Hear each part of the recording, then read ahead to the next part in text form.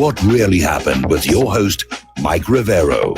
The history the government hopes you never learn.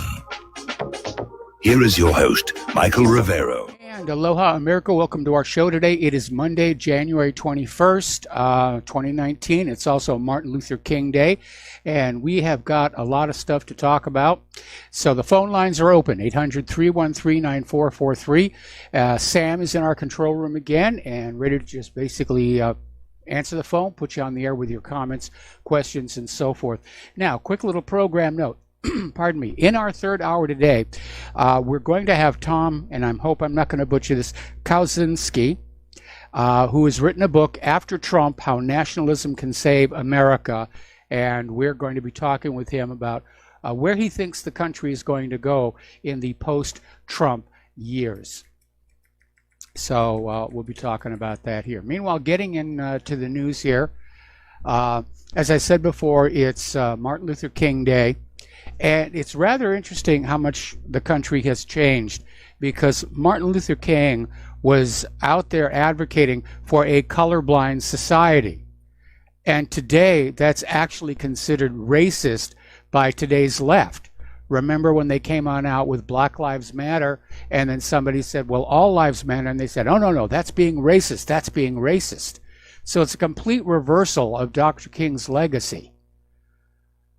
Now, Dr. King was a man of peace. He was a great orator, very inspirational speaker. And the day before he was killed, he made a speech called the Mountaintop Speech, where he basically called for a boycott of Coca-Cola and Wonder Bread. And boycotts are very powerful.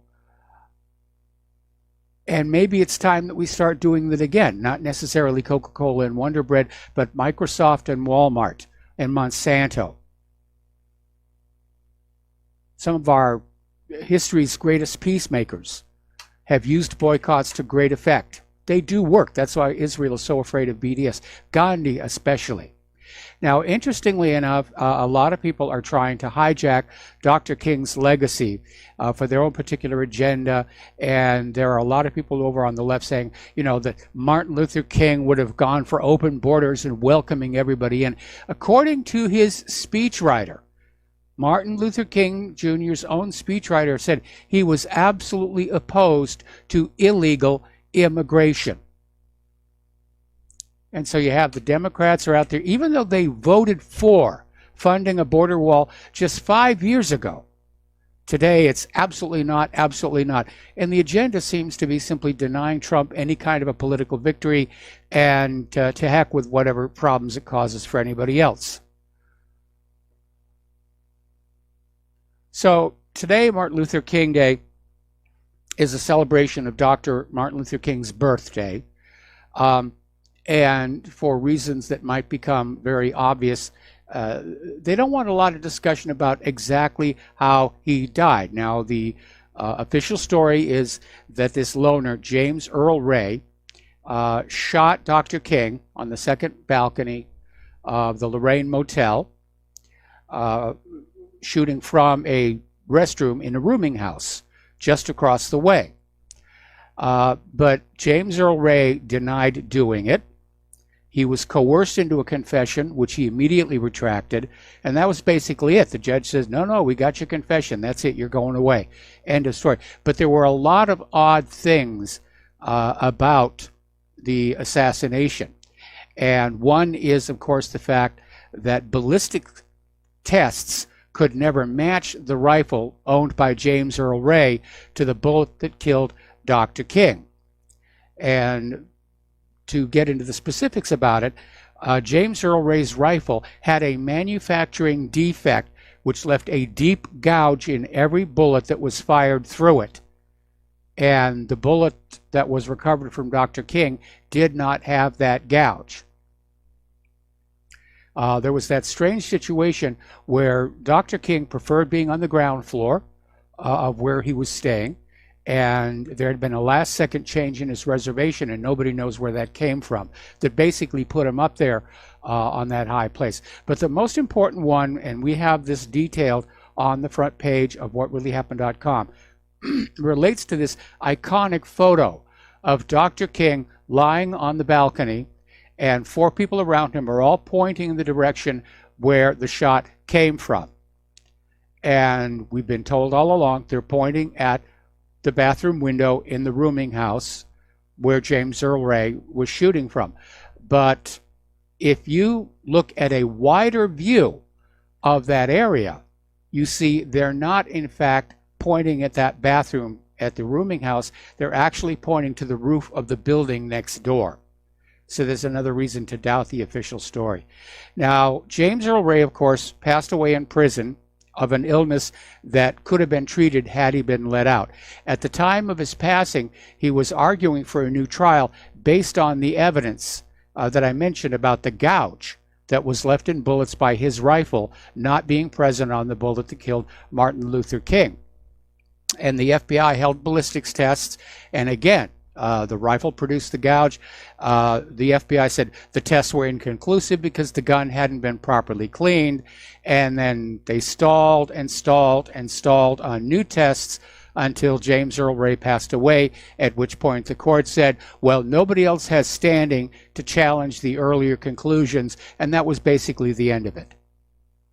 So if you think it smells to high heaven, it really, really does. And quite a few people are out here on Martin Luther King Day saying, you know, it may be time to have another look at this. Now, Dr. King's family, following his assassination, they were lauded and cheered and lots of sympathy and, oh, you poor dears. Then they went to court themselves and they filed a civil lawsuit. And the conclusion of the civil lawsuit was that James Earl Ray was innocent. At which point, of course, the government and the corporate media turned on them and said, oh, they're just trying to make money off of this. They're just increasing the pain for people, and just went on and on and on. But there was an article that came out today over in Zero Hedge calling for reinvestigation of American assassinations, including, obviously, John F. Kennedy, Malcolm X, Martin Luther King Jr., and Senator Robert F. Kennedy. And apparently, this joint statement calling for these investigations was signed by Isaac Newton Ferris Jr., nephew of Reverend King and past president of the Southern Christian Leadership Conference, Reverend James E. Lawson Jr., a close collaborator of Reverend King, and Robert F. Kennedy Jr. and Kathleen Kennedy Townsend, children of the late senator. The declaration is also signed by a number of historians, journalists, lawyers, and other experts on the 4 major assassinations. And it sounds really good, but here is my problem. This government will never admit that they've done something wrong. Having a new formal investigation just gives the government a chance to polish up the lies and try and explain away the discrepancies. We, the people, know that we were lied to. That is enough. It's enough for me. We don't need another investigation. We have now reached the point where we have to decide if we, not to mention our children, are going to continue to live with a government that lies to us. And by the way, once again, I want to recommend to you the movie The Post. Meryl Streep, Tom Hanks. It's about the Pentagon Papers. It's a very well done movie. It's on cable right now. And it hails from a time back when the Washington Post really did real news and did the job the way that it was supposed to be. And it illustrated that for 30 years, the U.S. government had been lying to the American people about what was going on in Indochina and Vietnam. And it took Daniel Ellsberg's copying off of the secret report on the real state of the war to break it out in the open. Now, if somebody is going to leak information about Martin Luther King from inside the government, or John F. Kennedy, or Malcolm X, or Robert F. Kennedy, that could kick things open. But at this point, I think we have to accept we know enough to know that we were lied to, and we don't really need to know anymore. It's time to start making some decisions about the future of this country, the future of our lives, and especially the future of the next generation. So speaking of lying, let's talk about BuzzFeed for a while. As you know, a while ago, BuzzFeed came on out with this story claiming that Michael Cohen had testified to Robert Mueller's investigation that Donald Trump had ordered him to lie to Congress. And this story came on out, and everybody just went ballistic. The corporate media was out there saying, this is it. This is the beginning of the end of Donald Trump. He's going to be impeached over this. This is terrible. And Friday, Robert Mueller's office came on out and basically blew this story out of the water, saying it's absolutely not true. Michael Cohen said nothing of the sort. And at that point, the two reporters who had worked on this thing were trying to pass the buck back and forth, saying, oh, well, I was relying on what he was telling me. And, he said he'd seen evidence. I didn't see the evidence, but I went with him. And, of course, the rest of the corporate media that bought into this thing, that basically just seized it with such joy and ecstasy. Now they're in grief, and they're out there saying, oh, how could this have happened? Well, it happened because you forgot Basic Journalism 101, which is you never go with a story without independent corroboration. Meanwhile, the corporate media is out there trying to beg for forgiveness from the American people, saying, we're sorry we lied this one time. We won't do it again. Please come back and watch our channels in a pig's eye. BuzzFeed alone created this false report, which was based on anonymous sources. And much of the political class embraced the story without doubts because they wanted it to be true so much. The Democrats in Congress were out there saying, we're going to have investigations. And then you have all these so-called journalists and the corporate media who swallowed the report and republished it without trying to confirm it for themselves or find corroboration. And there's a little phrase that you need to look at when you're reading the news or listening to the news. And that's the caveat, if it's true. And that's basically something the lawyers have the corporate media say just to make sure they can't get sued for reporting false news. Boy, this is really, really bad. This is it. This is the end of Trump, if it's true. Now, it wasn't all that long ago that no respected journalist or news organization would dare go public with something unless they had enough evidence to reach the conclusion it was true. The bigger the story, the higher the threshold of necessary evidence. I mean, look how hard the Washington Post had to work to get the Watergate story out there before anybody else would cover the Watergate story. When they use that phrase, if it's true, they're basically admitting, we're not sure. This could be a complete piece of fake news. And speaking of fake news, early today on Fox and Friends, the Fox control room ran a graphic of Ruth Bader Ginsburg. Underneath was written 1933 to 2019, making it look like she had passed away. Now, they pulled the graphic down very quickly. I can understand why they might have one prepared to go. But, of course, Ginsburg is still alive and still recovering from her cancer surgery, and Fox News was forced to issue an on-air apology here. Now, there's one little bright spot in the corporate media, and it has to do over at the New York Times with this Michelle Alexander. And she wrote this article, Time to Break the Silence About Palestine. And she was out there saying she can't be quiet about Palestine any longer. She says progressives keep quiet about Palestine out of fears their careers will be ended. She can't do it anymore. That if Martin Luther King had the courage to speak out against the war in Vietnam, which drew the immediate wrath of the FBI and J. Edgar Hoover, that she had to have the courage to speak out about Palestine. And this could signal a bellwether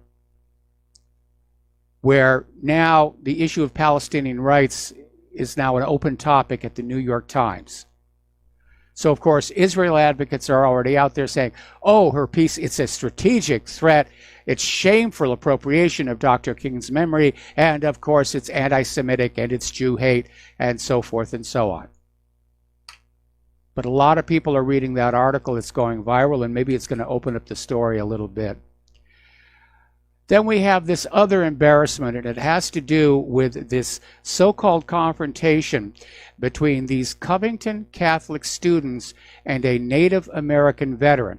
And the way it was edited and presented on the media made it look like these Covington Catholic students were harassing this Native American veteran.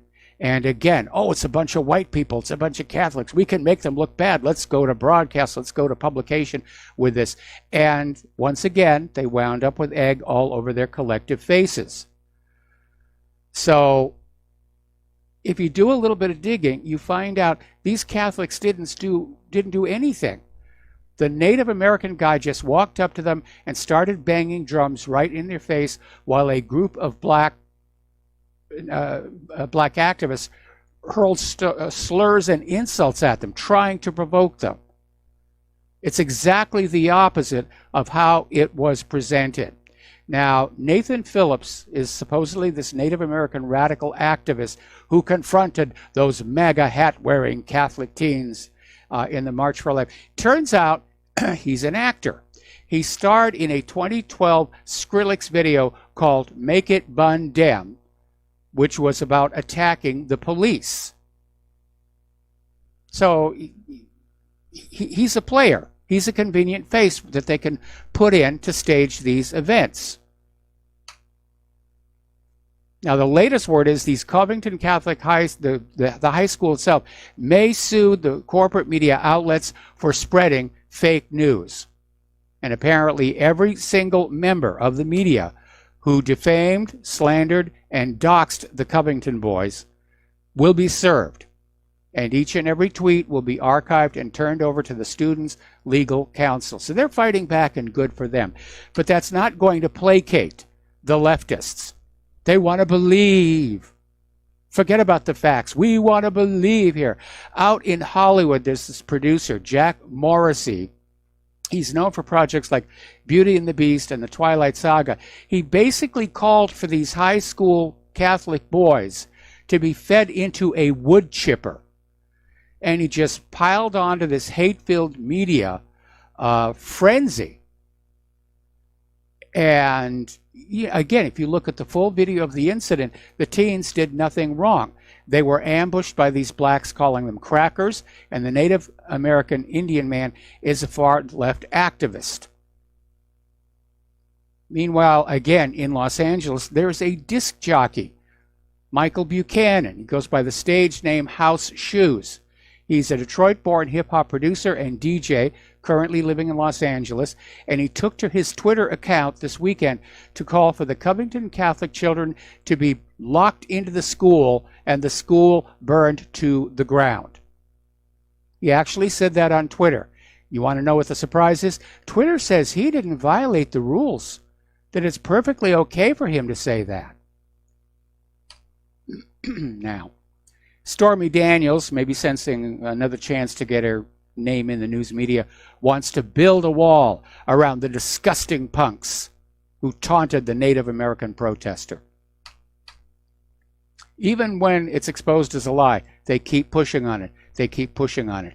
Meanwhile, Representative John Yarmuth is out there saying it's time to call for a ban on MAGA hats. He says, there's obviously something going on out there. We don't know what it is. We should just ban the wearing of MAGA hats until we can figure it out. Well, we know what's going on out there. The MAGA hats are being targeted by the anti-Trumpers, by the so-called resistance, of which there was a great deal involved in this Women's March. And Representative Yarmuth seems to forget we have something here called the First Amendment, which allows us to wear hats with pretty much anything that we want on them, including those little tiny ear tufts that were on all the women's hats. And in a final coup de grace for the fake media, meaning the corporate media, remember that story that came on out about this Russian hooker living in Thailand who got arrested? But we got to take a break for commercials. I'll come back to this after these words from our sponsors. Aloha, America. Welcome back to our show. We're going to go to the phones here to Dustin in New Jersey. Aloha, Dustin. Welcome to the show. What's on your mind? Mike, when are the missiles on the way? Can we keep not deal with this crap? I mean, my God, MAGA, teen wearing MAGA hat, harasses Native American elder. It's on the same script on all the channels, Fox News, MSNBC, CNN. Oh my God, he was definitely an actor. The kid, did you watch the video? He just stands there with this no grit. I mean, it was just a setup. Yes, it was a setup. I mean, who's hiring these people, Mike? You know, is this like another George Soros deep state operation at this point? I mean, my God, when is this going to end? You know, everybody with a MAGA hat's evil, I guess. I'm very concerned it's going to end in violence in the streets, and I would like to find some way to prevent that from happening. It's just between that, Mike, and then, you know, BuzzFeed, you know, which is who owns BuzzFeed, Mike? Do we even know, like, who owns this organization? Is it a front? You know, I don't know, but I know that they got a lot of funding from other corporate media, and I think there's an article about that on whatreallyhappened.com. I just don't know how much more the American people can take of this crap. You know, I mean, it was on every station, this MAGA thing, and I just learned about it earlier. Hey, Mike, did you hear about the buses of Homeland Security dropping off more illegal aliens in Texas? No, I hadn't, but I'm not surprised. Yeah, and then the woman is videotaping it. They could have called they called the police on the woman videotaping it. These either contractors for the Department of Homeland Security, and then in the video you can see when they're bringing people up the bus, they got these sheets up so you can't see. I mean, that's surreal. I mean, what's going on here already? You know, I mean, how much more this crap are we going to take? You know, I mean, is Trump's obviously not running Homeland Security or the country, it seems at this point, because they wouldn't pull this crap if he was running it, right? Well, I got to tell you, it does feel like we're really seeing the battle, if you will, between the nationalists and the globalists really start to heat on up. And I think the indication of just how worried the elites are right now is both their reaction to the yellow vests, which, as far as the corporate media is concerned, to just try and ignore them, and the fact that Soros just transferred another $18 billion with a B of his personal fortune into his Open Society Foundation. That's a lot of money and a lot of mischief that can be done with it. Mike, does it seem like we're losing? I don't know. Seems like we're losing. I don't know if there's a win or a lose, but it does feel like civilization is breaking down. It's fragmenting rather badly. All right, Mike, have a good show. All right, thanks an awful lot. We're going to let you go. All right, getting on back to the story. Another media fail. There was this story a while ago about this Russian hooker in Thailand named Nastya Rybka, and she was organizing what were called sex training classes in Thailand, which were actually just group sex parties that you paid to participate in. So she got arrested for prostitution. She was thrown in jail, at which point she came on out and said that she could provide the FBI data on Trump-Russia collusion. And apparently somebody inside the U.S. government pulled some strings, and she has been given a suspended sentence and released for time served, at which point she and her partner are being deported to Russia, and now she's gone public saying she just made it up. She made it up knowing that it would help her get out of jail. And when the story came out, yeah, the media ran with it. Oh, yes, we've got another witness. We've got a Trump-Russia collusion witness. Who cares if she's a hooker? We have to believe her. We should never doubt. Well, anyway, we got to take another break for commercials. We have another caller waiting on the line, and we'll be right back. My mistake. I misread the clock. My bad. Okay. There has been a major escalation in Syria, and Israel has announced which is unusual, that its jets struck Iranian military targets in Syria early today. And Israel is saying the targets included munition storage facilities, an intelligence site, and a military training camps. Now, the strikes were supposedly in response to a surface-to-surface rocket that Iranian forces fired toward Israel yesterday, which was in turn a response to a daylight air raid against the Damascus International Airport. So this is spinning out of control. Now we'll be back in a few minutes. And aloha, America. Welcome back to our show. We've got a caller on the line, Art off the grid. Aloha, Art. Welcome to the show. What's on your mind? I don't know what video everybody else has seen, so I can't speak to that. But what I can speak to is the 1 hour, 46-minute video that I watched. And, I only made it up until about the 1 hour, the 1 hour, 46-minute video that I watched. And I've only made it through about 1 hour and 2 minutes of it up until this point. And, here's what I take from this whole deal. First of all, it was these Indians who approached a bunch of blacks, calling themselves the Black Hebrew Israelites, yes, who were cursing, throwing racial slurs, anti-homo sentiment, and all this. At the 5.5-minute mark, that's when the black guys calling themselves the Black Hebrew Israelites begin to try to deflect all of the attention away from them and onto a group of white teenage boys who happen to be there in Washington for the March for Life, yes, which they do regularly, and that's where they're dropped off and they're picked up. And these were all a bunch of teenagers from Covington Catholic High School who were just simply waiting to be picked up. And I heard everything from that to, at one point the guy says, here's where we got another problem here. We got women trying to step up and do, well, now he's going into sexist comments. And then, then at about the 12-minute mark is when he begins throwing out physical threats about punching people and starts yelling at other black people because these other black people are confronting them and not the white teens, calling them Uncle Tom, Sambo, and just more threats to punch people. And it's just absolutely crazy up to the point where he starts talking about America's going to be destroyed by nuclear and all this kind of. And so what I take from this is a bunch of crazy damn black people losing their flipping mind in the middle of Washington.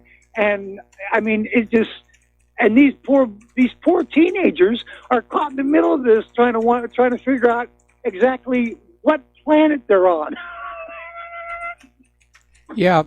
It was obviously a setup here, and what's really interesting, I just got an email in my box I want to read here, and it says, as a Native American, I am angry that once again we are being used as a prop to start a fight.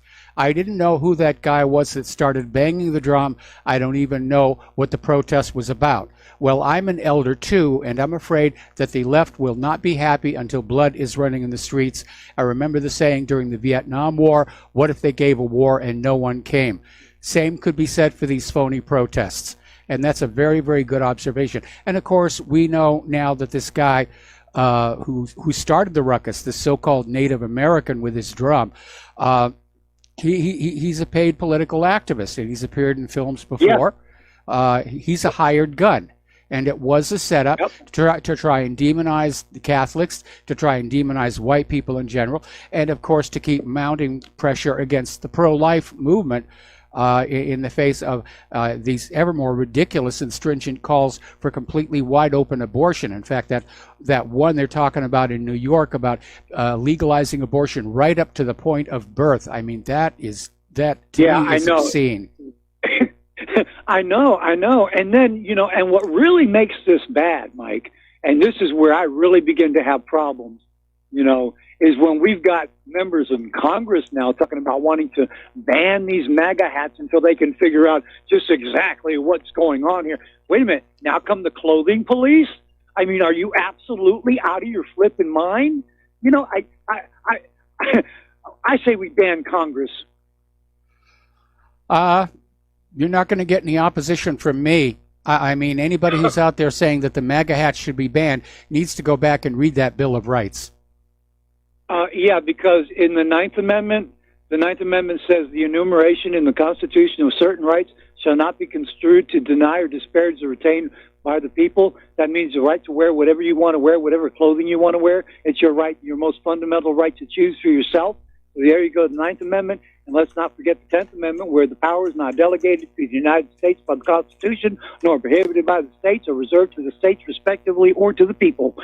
Plain and simple. Your job, Mr. Senator, Mr. Congressman, Mr. and Mrs. whatever, is stated very clear in the Constitution. It's not to dictate to us what we can and cannot wear. You're simple to protect and defend the Constitution from all threats, foreign and domestic. End of discussion. You know, it's kind of interesting because a long time ago, that oath of office had an additional line in it. Preserve, protect, and defend the Constitution of the United States from all enemies, foreign and domestic, and that I will bear true faith and allegiance to same. Right. And isn't it kind of interesting that that particular phrase has been taken out of the oath? Yeah. In fact, that's in the oath that I took when I joined the Army. I remember that. Yeah, you're absolutely right. Hey, thanks, Mike, and we'll talk to you in no time. All right, thanks an awful lot. We're going to switch over to Jim in Chicago. Aloha, Jim. Welcome to the show. What's on your mind? Hello, Michael. I grew up in the 60s and 70s like you did. Today, I don't recognize this country. When I was growing up, we had leaders who had a moral conscience. We had people who also had a moral conscience and wanted to come together. And also, we had a media that was telling the truth or were trying to tell the truth. Today, the country is so divided. We had journalists who are basically paid off or prostituting themselves. And I don't see any direction for America except for down. I mean, we're in moral. I agree. We're very divided. It seems like there's more racism today than ever before. It's just kind of sad. I know Dr. King would be, turning over in his grave because everything that he fought for has basically gone by the wayside, and people who are basically trying to pimp off his legacy, they're out for themselves, and it's really, really kind of sad. It is sad. It is sad. I mean, I have, I like you. I have memories of what this country was like, especially when I was growing up in New England farmland, and to see the country tearing itself apart this way, which I think is the best description we can have for it. You have all these different factions. They've all become very fanatical in their desires and beliefs. There's no room for compromise. And so, yeah, I see, unfortunately, a tremendous potential for violence in the streets. We've already had violence in the streets, but I think it's going to get a lot worse before it gets better. Well, not only that, though, the shutdown does not help the situation, I'll tell you that. Nope, it doesn't. So, but I don't know. I'm just very, very disappointed, and I don't know. I think the fact that I remember how things used to be, back in the 60s and 70s, where people wanted to come together, and now it's just the opposite. So, well, Michael, you take care. God bless. All right. Well, thanks an awful lot, Jim. And you need to remember that even when people want to come together, there are always political interests who see their own profitability in keeping people split apart. And one of the things that I remember was the FBI's COINTELPRO program, which, along with targeting the anti-Vietnam War movement, was deliberately trying to build racial tension between blacks and whites. And they did a lot of really dirty tricks, of which the most infamous is the Black Panther coloring book, where they came up with this coloring book showing black people killing white police officers, and they just spread it all around and say, see, this is what the Black Panthers are after. And the corporate media just sort of fed that whole line to basically make Americans so scared of black people that they wouldn't listen to the blacks' legitimate grievances, like why are we being put on the front lines in Vietnam, and the white kids, for the most part, are in those rear echelon areas. And that was also one of the reasons why Martin Luther King was such a threat to the government, because he was standing against the war in Vietnam. He was starting to tell young black people to find some way to resist that draft. And he had the charisma where he could have derailed the war in Vietnam. And between, so that was a big reason why he was such a threat to the system. I would agree. This is something I want to mention, and I should have mentioned a second ago. With all these illegals and the immigration problems that's going on, who is it mainly hurting quite a bit are the blacks in America. And no one really wants to talk about that. Yeah, I mean, actually, for the most part, blacks in America are doing about as well as anybody else. And of course, you've got, again, the race baiters are out there saying, oh, no, the white people are doing much better. And, it's time for slavery reparations. And, you black people, you're all bunches of free stuff. And if you vote Democratic, we'll make sure that you get it. We're heading into Zimbabwe territory with that kind of rhetoric. No kidding. So, well, Michael, you take care. All right, thanks an awful lot. We're going to let you go. The phone lines are open again here. So, getting on back to Israel and Syria, Israel launched a major attack at what they're describing as Iranian military targets in Syria earlier today. And this is a very rare departure. Israel normally does not announce or even admit after the fact that they've done this. But they came on out and said, we're going to strike a blow against Iran. And again, there was a little tit for tat that started apparently with Israel's daylight raid near the Damascus International Airport. This prompted a surface-to-surface rocket firing from Syria back toward Israel. Iron Dome shot it down, and Israel just went and hauled off on all of these facilities here. Now, there is apparently a massive bomb blast in Damascus. Was originally reported as possible terrorism. No terrorist group has taken credit for it, from which I would deduce that it might have been an errant Israeli missile. But apparently the explosion targeted this military checkpoint in an area where the nearby roads were closed. Now, I want to make an important point here. Israel's trying to get away with doing what they're doing by saying, oh, we're only hitting Iranian targets. Well, all those Israeli missiles that are successfully intercepted by Syria's air defense forces, they still come down somewhere, and they still blow something up. And even if these are Iranian facilities, this is still Syrian sovereign territory. And I have to tell you, I am admiring President Bashar al-Assad and President Vladimir Putin at the restraint they are showing to try and keep this situation from going out of control. But it looks like Israel really wants to crank this up. And the reason for the sudden rush to start announcing and flinging weapons all over the place, which, by the way, you've paid for, apparently it's leaked on out that Israel's Attorney General, Avichai Mordeblit, has in fact decided he will file bribery charges against Prime Minister Benjamin Netanyahu in Case 4000, the so-called Besek Walia affair. This was reported on Israel's Ulpan Slisha news program on Friday night. This dovetails with a report that we had from last Friday saying that Netanyahu was trying to negotiate with the AG to keep the indictments from being handed down prior to the April election. So Netanyahu needs a good war as a distraction from all of this.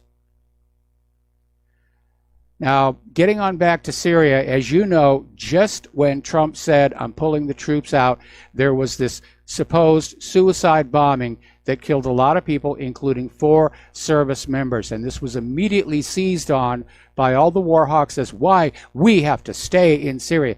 And again, I question the claim that ISIS was behind this. ISIS wants the United States to leave. So when the United States says we're going home, why would ISIS do anything to change that? This was clearly a false flag. Over in the northeastern part of Syria, the Democratic Federation of Northern Syria, which is a group that was established by U.S.-backed Syrian Democratic Forces to try and legalize and legitimize their control over Syria. They have now come on out releasing a 10-point long list of demands to the Damascus government. Apparently, they want to start acting like they are already a country, but the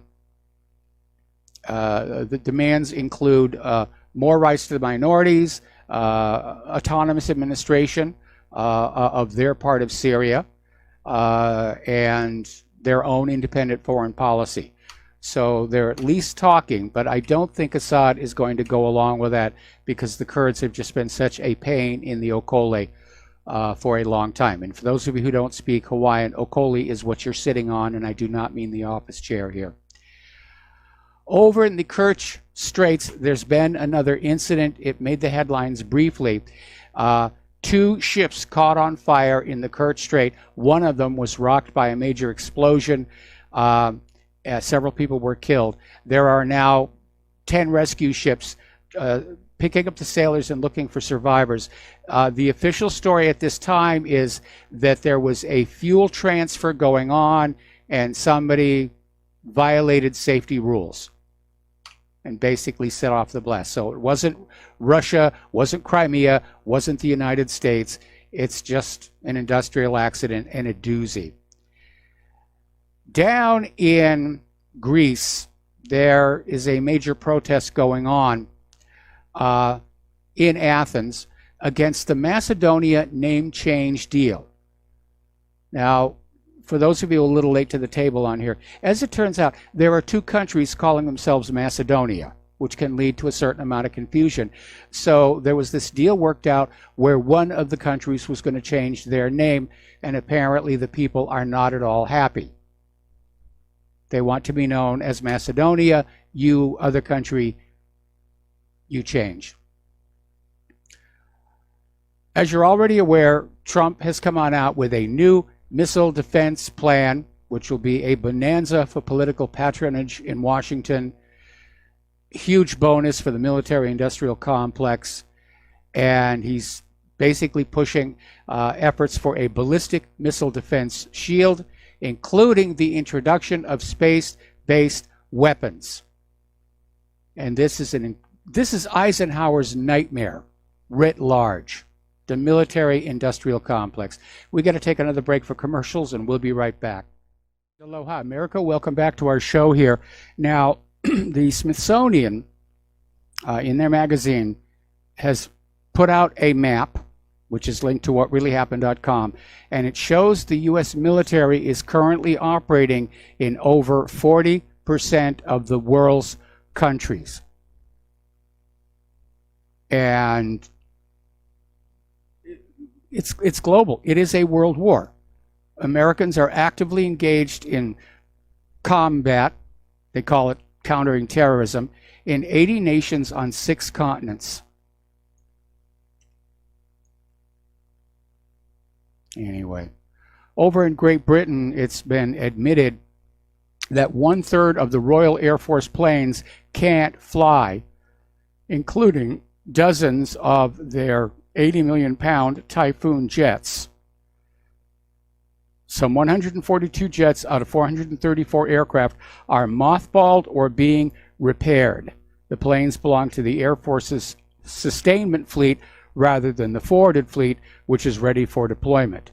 And apparently among the jets unable to fly include 55 out of 156 Typhoons, which have been part of bombing raids on ISIS. Boy, those things do wear out rather fast here. All right, so let's talk about the Yellow Vests. They're in their 10th week of the protests. They're battling tear gas and very aggressive riot police officers who are very obviously not paying attention to French President Emmanuel Macron's call for a national debate. So he's up there trying to take the high moral ground while the police are out there with the clubs just clubbing anybody with a yellow vest here. And the corporate media is basically ignoring the size and scope of the protests. The reason for that is very simple. They don't want you slaves to get uppity ideas. But the fact of the matter is the yellow vest movement has gone global. And among the countries where there are Yellow Vest protests, Bulgaria, Canada, Egypt, Finland, Germany, Iraq, Ireland, even in Israel, Italy, the Netherlands, Pakistan, Poland, Portugal, Russia, Serbia, Taiwan, Tunisia, and the United Kingdom. Now, the United States did not make that list, and I'm not sure why, because I'm aware that there have been Yellow Vest protests at several places within the United States. It may be that if it wasn't picked up on corporate news, whoever made this list simply missed it. But there have been Yellow Vest protests in this country. They're being ignored. Very interesting article over here in Zero Hedge. The Yellow Vests are unstoppable, and now the elites are afraid. And the Yellow Vests have rattled the French establishment, not to mention the globalists. We're now into 10 weeks. Crowds ranging from tens of thousands to hundreds of thousands have been taking to the streets every single weekend across all of France. They've had enormous success extracting major concessions from the government, and they continue to march. The latest news is French firefighters are now marching with the Yellow Vests. So there's the solidarity. And it reminds me of this statement by John Basil Barnhill. It's very often misattributed to Thomas Jefferson. Where the people fear the government, you have tyranny. Where the government fears the people, you have liberty. We're going to take a break for station identification, and we'll be right back. Aloha, America. Welcome back to our show here, hour number 2. The phone lines are open, 800-313-9443. Okay, now, as you know, the government is still partially shut down, and everybody's grandstanding on each side. And over at the Fox News Channel, Jeanine Pirro just hammered Pelosi during the opening monologue segment, and basically came on out and said it's very obvious that Pelosi and congressional Democrats care more about illegal immigrants than Americans. Pirro described Pelosi as a hypocrite and a political operative. She chastised Pelosi for taking a vacation in Hawaii while Trump was staying in D.C. to try and work out a compromise. Chastised the Democrats who went down to Puerto Rico during the shutdown, and for planning this little jaunt to Europe, while the federal employees are looking under their seat cushions for change to go buy a loaf of bread. Let them eat cake, says Pelosi here. Now, Ted Cruz is out there saying that what lies behind Nancy Pelosi's scheme regarding the State of the Union is that she wants to shut down President Trump's most direct line of communication with the American people. Right now, the corporate media is filtering everything coming out of the White House, and it's only a matter of time before we start seeing filters on Twitter. The State of the Union speech is where the president gets to come on out. He has the microphone and the podium, and he gets to stand there and say, this is what's really going on. And Pelosi doesn't want you to know, because she knows that Trump is going to come on out and talk about the necessity of the border wall. He's going to chastise Pelosi and Schumer for having voted for a border wall only 5 years ago. And she wants to prevent that. This is pure politics. Now, remember, Pelosi tried to justify this saying, oh, there was a security problem. You know, we couldn't guarantee the security of the president and members of Congress, you know, with the shutdown here. And, of course, both the Secret Service and the Department of Homeland Security said that's completely, utterly nonsense. The Capitol building will be fully secure for the State of the Union. Now it's come on out that Pelosi never even asked the Secret Service or the Department of Homeland Security if there might be a security threat. She just made it up out of thin air. Oh, let's see, we need an excuse. We'll just say it's a security risk here. And behind all this noise, behind all BuzzFeed, the MAGA kid, the Russian hooker in Thailand here. We need to remember one of the most revealing stories from last week. Bruce Orr told the Department of Justice the Christopher Steele dossier was pure bovine excrement, and yet Sally Yates and James Comey ran with it anyhow to spy on Trump. Apparently, truth has become such a valuable commodity that the government is economizing it. And that seems to be what's going on here, not just within the government, but the corporate media. Forget about the truth. Forget about the fact. Just come up with a spectacular lie. Come up with a lie that's just so out there, people will just say, oh, I want to believe it. I want to believe it. That's pure propaganda here. Over in the House of Representatives, they've introduced a bill, H.R. 204, the American Sovereignty Restoration Act of 2019, which calls for the U.S. to withdraw from the United Nations. And I rather think that this is not going to happen, if for no other reason that Israel is going to call all their pet Congress critics and say, no, don't vote for this. We need the United States in the UN to exercise their Security Council veto so that we can go on bombing Palestinians with impunity. So this one's not going to go anywhere. Presidents always like to talk about their legacy. How will history remember me? And they expend a great deal of effort trying to polish their reputation and if anything, to jumpstart history in their favor. But there's an article over in Vanity Fair, and basically it says that up-and-coming Democrats, the new Democrats, are looking at his legacy with some objectivity. And they're saying that Obama was, in fact, a bad president.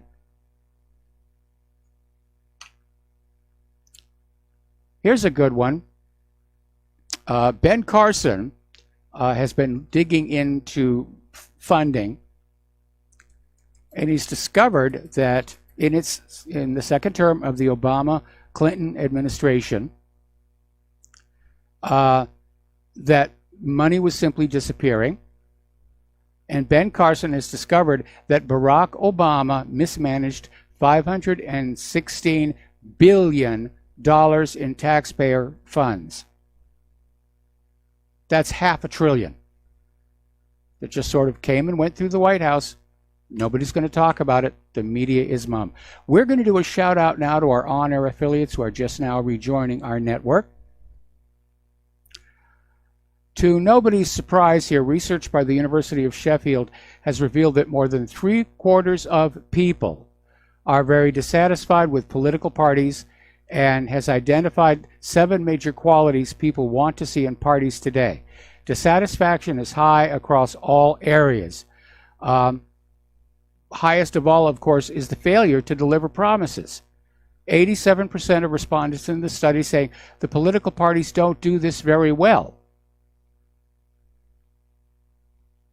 The parties are described as undemocratic, self-interested, and divided. And that certainly is very, very true. Now, as you know, the 2020 election campaign is already started. We just barely got out of the midterms here. And apparently, Democrats in the House are trying to pass a bill, supposedly to help reform the election system. But in actuality,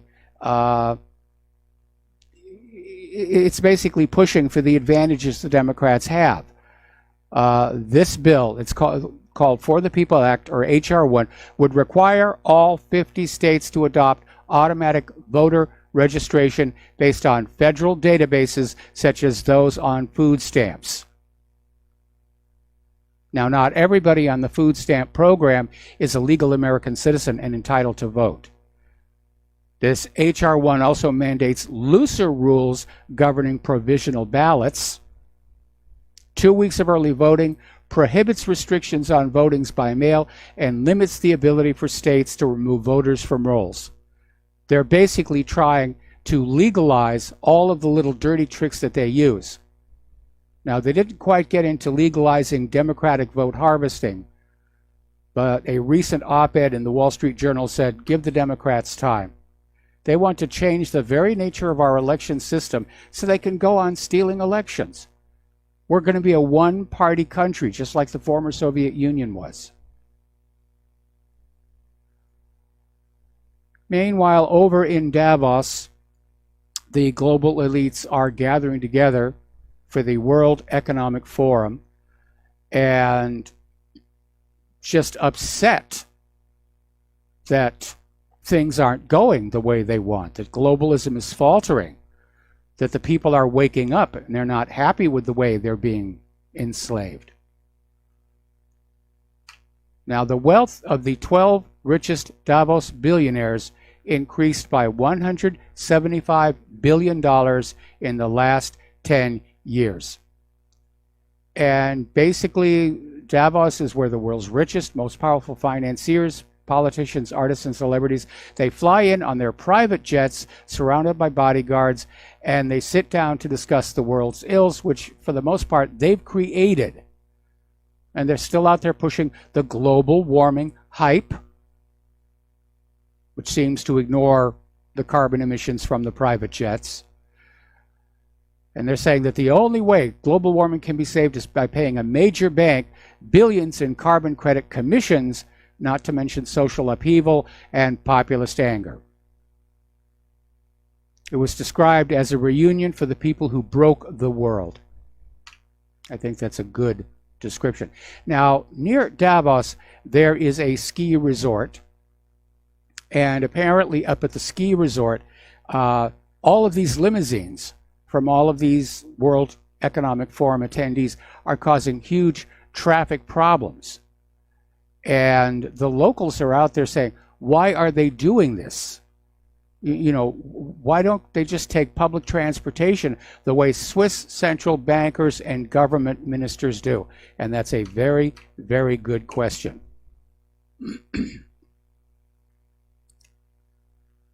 Now, as you know, hardly anybody from the U.S. government went to Davos. Trump pulled the plug on that. Theresa May decided not to attend Davos, and apparently doesn't want to be reminded of the speech she made 2 years ago about how Brexit was going to be wonderful and was given Britain a great opportunity to step up to a new leadership role. So I guess she decided to basically stay home and not worry about that. Okay, let's talk about the economic news. As you know, Retail-mageddon is progressing, and it's getting worse, and they're still trying to put the blame on online sales. But the bottom line is the ordinary working class, middle class population is tapped out for money. People are living paycheck to paycheck. They don't have any savings. They're just barely getting by. So, of course, they don't have money to go buy stuff. They don't buy something until they really, really need it. And for a retail industry, which over the last several decades basically pushed for overconsumption as the means to profitability, that is a major disaster. And apparently over at JCPenney, they're in serious trouble. They may be following Sears down the economic tube. Sales are falling. And apparently they still have a handful of senior positions that are remaining vacant. They can't find people to come on in and take those jobs. Which, let's be honest, that's like Captain E.J. Smith, you know, wanting to hire somebody onto the Titanic after it hit the iceberg. Who would take that job? Another story out here.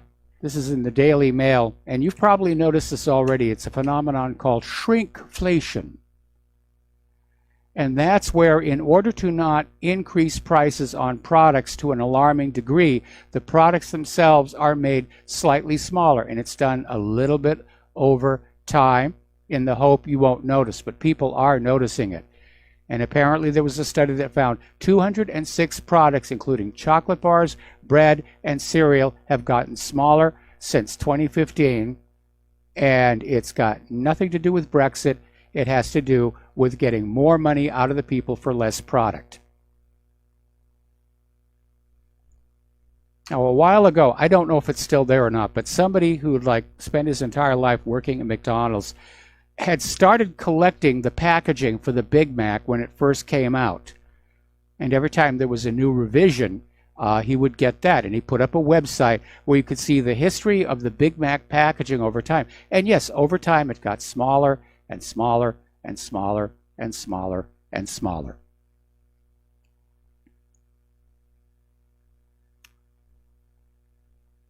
Let's talk about immigration.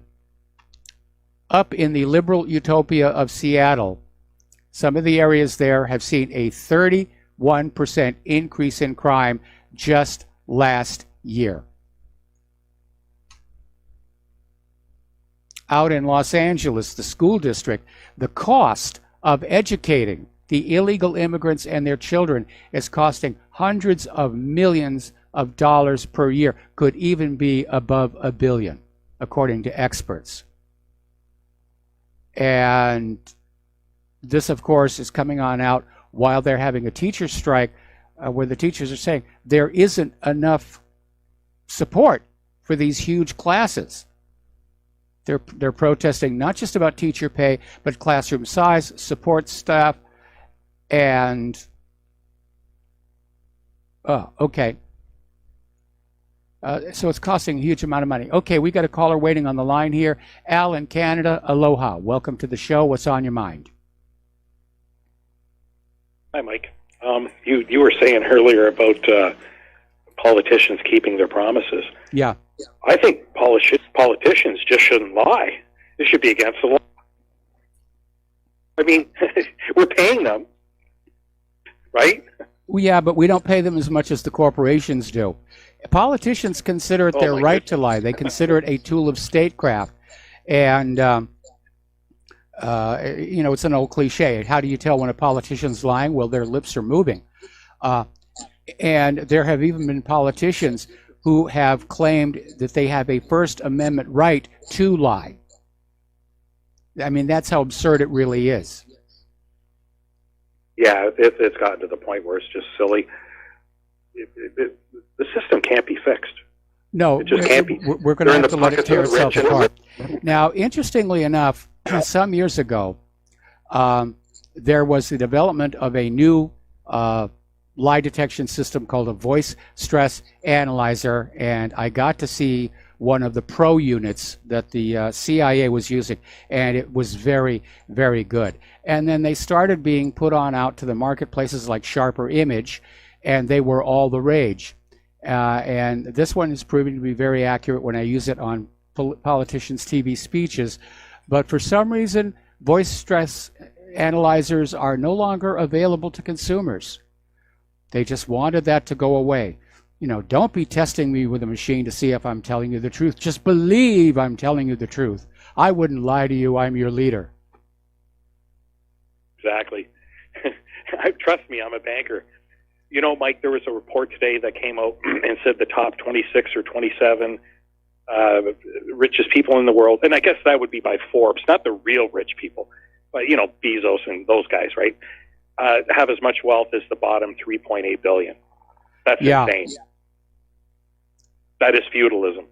It's beyond fixing. You're absolutely right. It can't be fixed. No, it can't be. It's going to have. It's going to have to collapse. Has a point. Yep, Sandy has a point. But the point is, we should go back to before Reagan even got in power, and not only in your country, but in the country I live in too. I mean, our tax rates are higher, but in the United States, I mean, I mean, we're the wealthiest country in the world. Yeah, but that wealth is all in the hands of just a very, very few people. And, you look at some of our inner cities like Baltimore, and you compare them with cities in other parts of the world, you'll realize that we are descending into third world status for the vast majority of the population. I mean, Soros has still got his mansion, Zuckerberg's got his little plantation, for lack of a better word, out there in Kauai. But for the vast majority of the American people, their standard of living has been in decline for more than 30 years, and it is, in fact, by design. Yep. Ever since 1971, when Nixon took, the United States and basically the whole world off of the gold standard. There's nothing holding the bankers back now. Nope. And now they want carbon credits, right? Yeah, they want to play the carbon credit thing. It's just, Yeah, it's ridiculous. well- If at first, it's one hoax after the next hoax, after the next lie, after the next fraud, after the next spin, and it really is an atrocious situation. That's it. I mean, it's as soon as something is for sale, that's it. That's where they got you. And especially if you need that one thing. Yeah. It could be anything. It could be, it could be some kind of medical procedure. It could be, dialysis. It could be insulin. I mean, there's another big one, insulin. How much is insulin really worth, Mike? I It's worth don't everything really to people know, that but need it. we already know that, the American medical industrial complex is all about the money. And procedures and treatments in this country can cost 10 times what they go for in other parts of the world, where very often you're actually going to get better quality care anyway. Yeah, sometimes. But, the thing is with the United States, and I know this because I live in Canada, is you can get it right away. Right? There's no waiting in line. That's not true. It took us 3 months to get Claire in to see a doctor after she fractured her back. Anyway, listen, we got to take a break for commercials. Thank you for the phone call, and we'll be back with another caller after these few words. Aloha, America. Welcome back to our show. We're going to go right back to the phones here to Al in West Virginia. Aloha, Al. Welcome to the show. What's on your mind? Aloha, Michael. I just wanted to mention something. You're exactly right. It's all about the money. Yes. So if the government shut down, why should we be paying taxes, right? Well, I think there's a move in Congress for what's called a no budget, no salary bill, because members of Congress are still getting their paychecks. And maybe if they too were on furlough, they might move a little more rapidly to end this situation. Exactly my thoughts right there. Whenever they shut down the government, they should shut down the commission of their commission, so that the Congress and the senators and everybody else doesn't get paid. That's the way to do that. I would agree. Instead, they get paid for life. They get paid for life, don't they? They spend, 2 years in there, or 1 or 2 years, and then they get paid for life? Well, no, actually, how much they get paid depends on how many years of service, as well as the seniority of their positions. It's a very complicated formula. It's a drastic overstatement to say that they're in Congress for 2 years and they get a lifetime pension. If you're only in Congress for 2 years, you get a little something, but it's not a huge amount. For people who are in Congress for like 20 or 30 years, yeah, they do. Oh, I didn't know that. I missed that somewhere when I was reading law there somehow. But anyhow, I say everybody, the way to stop all this stuff that's going on is just quit paying taxes. Just refuse. They don't have enough prisons to put all of us in. Well, if everybody were to quit paying taxes all at once, it would work. But, it's a decision everybody has to kind of make on their own. And for those individuals who, as individuals, refuse to pay their taxes, the government's going to come after you and make a horrible example of you. Oh, I understand that, but it's no different than a civil war, I mean, look what they did to Willie Nelson would be and Wesley Snipes. But they didn't have enough other people doing it with them. But anyhow, if that would be the softest way that I know to combat them without going to arms before you do go to arms would be just shut them off. Shut them off. Well, it's a good suggestion. We could boycott the government and claim it's our First Amendment right to do so.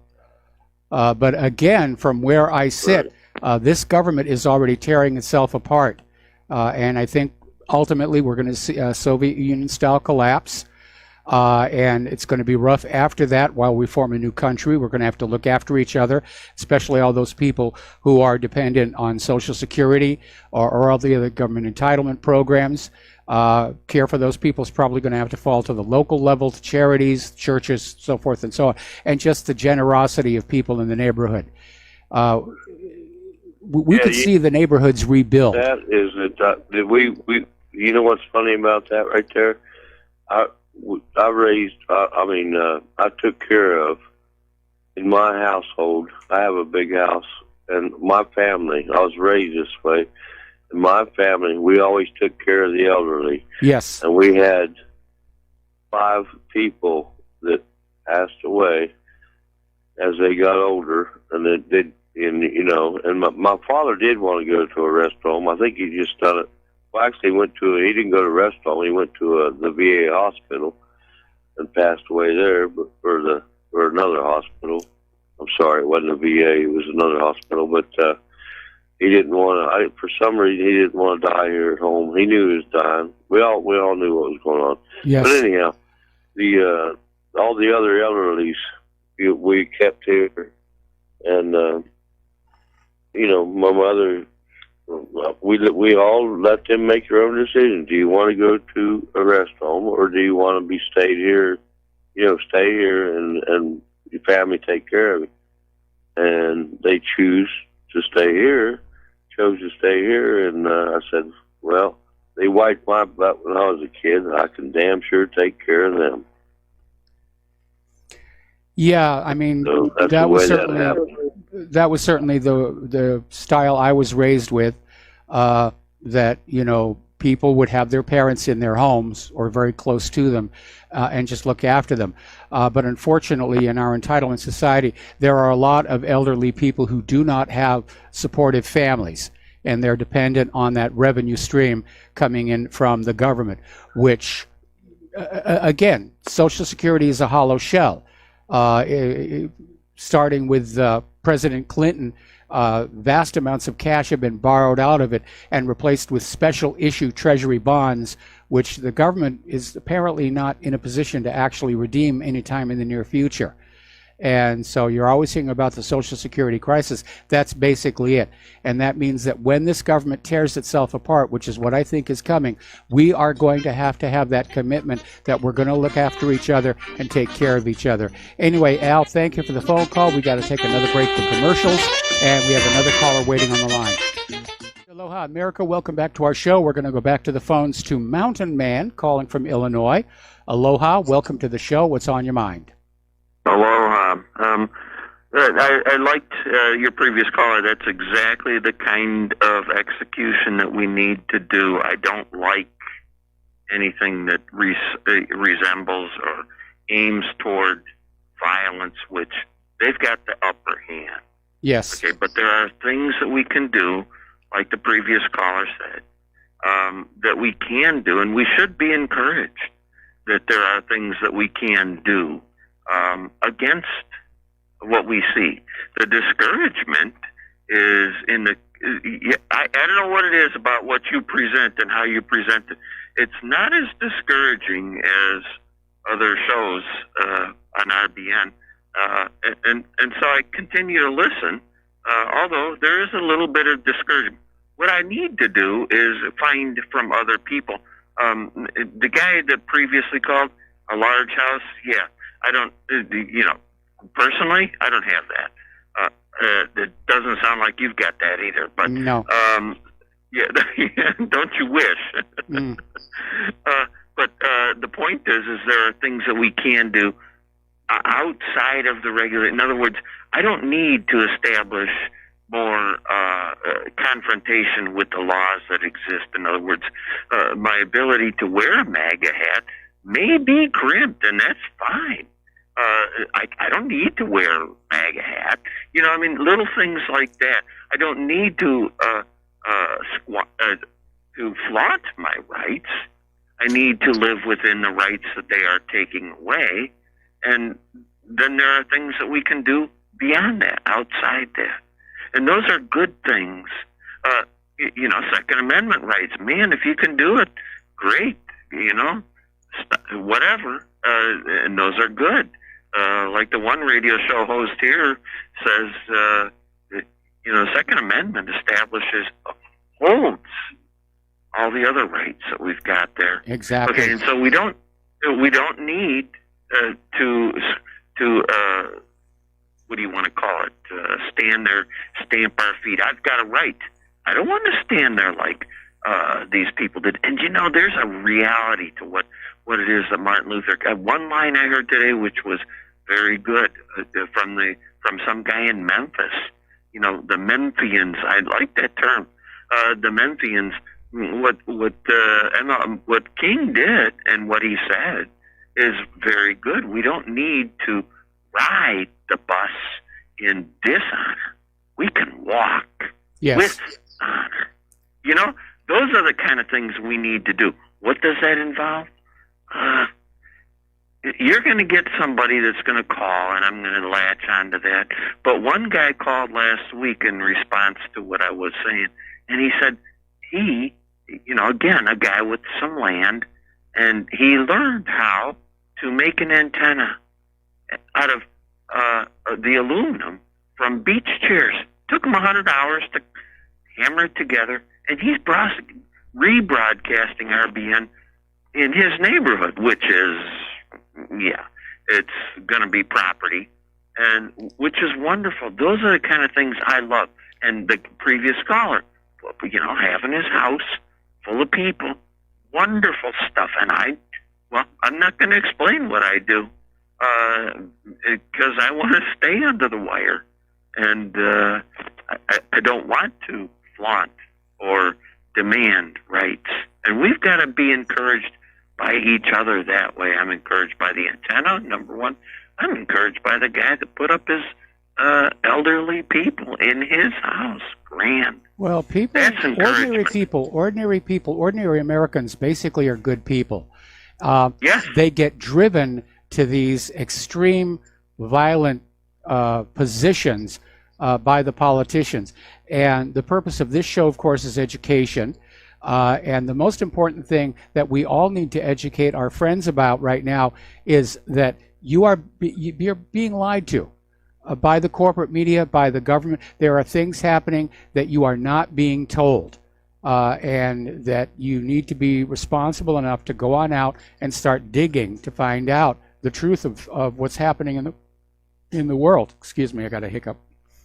And as far as the gentleman with the antenna, I've been made aware that this show is kind of the darling of the Part 15 hobby transmitters across the country. And to all of you running such rebroadcasts, you know, my deepest gratitude, and that of RBN.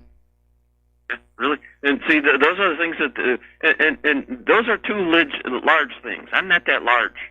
I don't think you're that large. But the small guys can do things, and we can talk about it. Like, for instance, I don't require a lot of money if I eat oatmeal every morning. I don't require a lot of money if I eat beans. I mean, there are things that are very practical, very nutritious, and people have lived with forever. Okay? Yes. And those are the things that we need to do against the things that speak about my rights. I don't want to be, you know, the guy from Chicago. You know, I mean, I was here too. You know, when when the cars were turned over, that wasn't me, that wasn't us. But I didn't like the war. I was going to go down and see that. I don't know what kept me from doing that. Thank goodness, but I didn't. But I mean, the point is we can do things. That's not the kind of things we want to do. I don't want to be participating in blood in the streets. Well, unfortunately, something that is a reality of any political demonstration are agent provocateurs. And that is, you'll be having a peaceful march to make your point, and the government will send in people undercover to cause a ruckus and commit violence, so the corporate media can turn around and say, oh, look at those horrible people. They talk about peace, and yet they're breaking store windows. We were talking earlier about the FBI's COINTELPRO program. They pulled that on the Vietnam movement with that protest at Disneyland that was turned violent by undercover FBI informants. It was called the day the Yippies took over Disneyland. And when Congress was forced to hold hearings on COINTELPRO, it came on out. It was an FBI operation, specifically so the corporate media could ridicule and discredit the anti-war movement. and that's being that's being instituted more so today, and that's exactly what you're educating us with. But do not drive us. Do not let us be driven the streets. I don't want to go to the streets. I'm not going to participate in blood. Me neither. Me neither. Okay, thank you. All right, thanks an awful lot. We're going to switch over to Dan in Illinois. Aloha, Dan. Welcome to the show. What's on your mind? Yeah, I was just watching a YouTube video about these Red Hat protesters. And anyway, this guy in L.A. was calling for going to the Catholic school where they're from, burning down the Catholic school with them in it. It was a DJ. Yeah, we talked about that. Oh, did you? Yeah. Yeah, it's Uncle Shoes at House Shoes on Twitter. Yes. I would suggest anybody that goes on Twitter to flood his account. Don't threaten them. Just hit them and hit them and hit them. Because Twitter came out and said, basically, well, he said it, but he didn't really mean it. And they didn't do nothing to him. Yeah. They said he didn't break the rules. I mean, that's definitely shows an editorial bias on the part of Twitter's basis. But I mean, there were a lot of people who came on out there. There was that producer who wanted to throw those kids in the wood chipper. Stormy Daniels wanted to build a wall around them. Just all this hate against these kids. It's what they were. Yeah. Just because they're Catholic, they're white, and they're pro-life. And that makes them the enemy.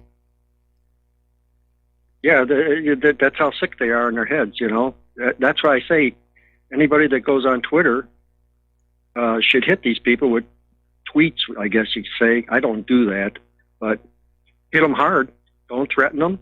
Don't, just jam up their accounts. Well, that's one way to do it. Definitely one way to do it. All right, well, Dan, thanks an awful lot. We're going to let you go, and the phone lines are now open. So we're going to get on back here to the news here.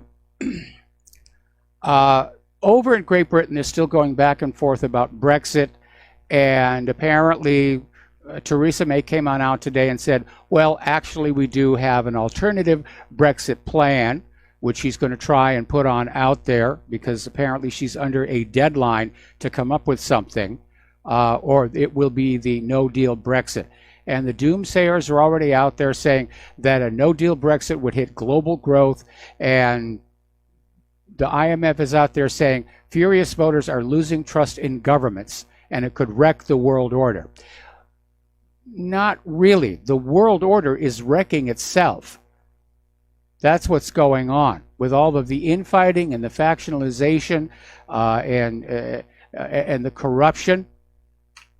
The world order is shattering itself, and we just have to stand back and let it happen, and then be prepared to basically restart our country, restart the world, with hopefully some more common sense.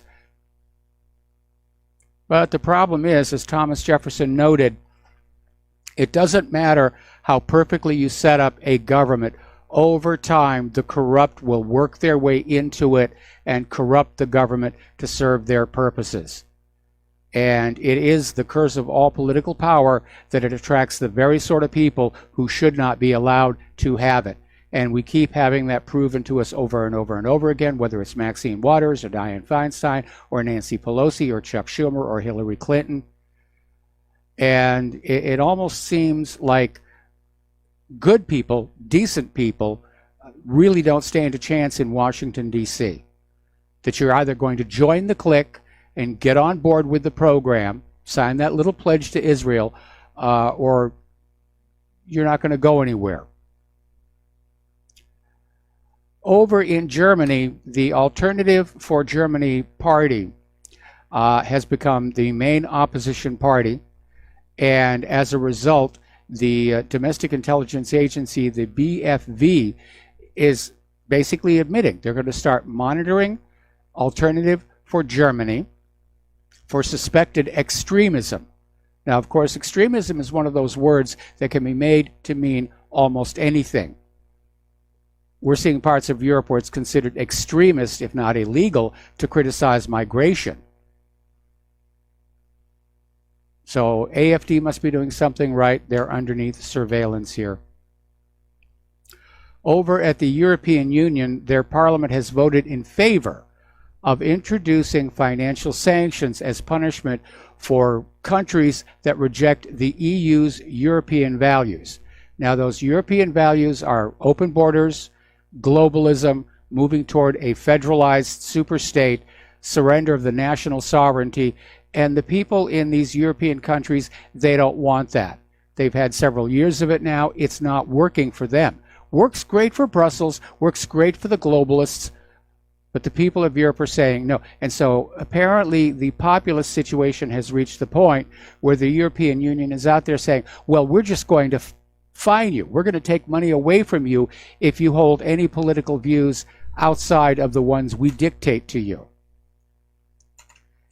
And it almost feels like this battle between nationalism, populism, and globalism is really shifting into high gear. And I think a good example of that is Pope Francis came on out literally saying that Americans would be better off under a world government, that world government must rule the United States, quote, for their own good, end quote. He also went on to support the idea that Europe must take on a federal structure resembling feudal times when the peasants were ruled by unimpeachable monarchs. So that's another name for globalism, neo-feudalism. Okay, here's a good development. This is over in the Fifth Circuit Court of Appeals. They have basically ruled that the state of Texas can legally stop taxpayer subsidies to Planned Parenthood, primarily based on the evidence found in the undercover videos of Planned Parenthood's involvement in harvesting and selling aborted baby parts for profit. Now, these videos were first released in 2015 by Project Veritas. David DeLaydon, founder and project lead at the Center for Medical Progress. And, of course, Planned Parenthood came on out, along with most of the corporate media, and say, oh, they're deceptively edited. They're not showing what you think they're showing. But apparently the Fifth Circuit Court took a good look at the videos and basically said, no, they're not deceptive. They're showing what was actually going on, and they can be relied upon by Texas and other regulatory agencies as justification to cut funds for Planned Parenthood. Now, this one's going to get fought all the way up to the Supreme Court. But last week we had a story where Planned Parenthood basically came on out and admitted that their core business is selling abortion. Just getting the women in there, sucking the baby out of them, kicking them back out again. That's it. Sort of the McDonald's of depopulation, if you will. Now, Facebook has banned the controversial pro-life Roe versus Wade film starring Jon Voight from advertising the movie on the social network, claiming it is a political ad. So the liberals are out there, oh, we're going to lose our right to unfettered abortion. And I think you should. Nobody really knows when life starts. And certainly this idiotic law they're talking about in New York, where you can abort a baby up to the moment of birth. I mean, you're definitely dealing with viable children who could survive. So it's ridiculous. Okay, as you know, it's very cold in the United States right now.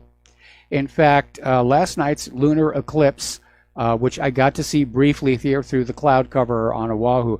Apparently, several schools and planetarians that had scheduled eclipse outings and parties had to cancel them due to the extreme cold. Over in New York, Governor Cuomo is urging New Yorkers to stay indoors. The temperatures with wind chill are dipping to minus 40 degrees. So we're going to take another break for commercials, and we will be right back. Aloha, America. Welcome back to our show. We're talking about human-caused global warming. And as you know, it's already turning out to be a very rough winter across the Pacific Northwest, the Midwest, the Northeast. Temperatures of minus 40 degrees with wind chill in New York. And already you've got the corporate media and the global warming carbon Nazis are out there saying, well, this polar vortex is evidence of global warming. See, global warming is causing the colder weather. They've been trying that one ever since the Earth started cooling off in early 2000s. So it's nonsense, of course. It's complete nonsense. But have you noticed that it seems like the hysteria surrounding reporting on climate events is getting up higher and higher? It's all headline grabbing, gloom and doom. If we don't give up fossil fuels now, we're all going to die. And, each new person that comes on out and says, well, we're going to die sooner, it's going to be more painful, it's going to be more horrible. I'm waiting for somebody to stand up and say, if we don't halt global warming right now, Godzilla will reawaken. And they're out there just pushing this idea to give up the carbon-based fuels that provide over 80% of the U.S. and global energy, to voluntarily reduce our living standards more than they already have been, to put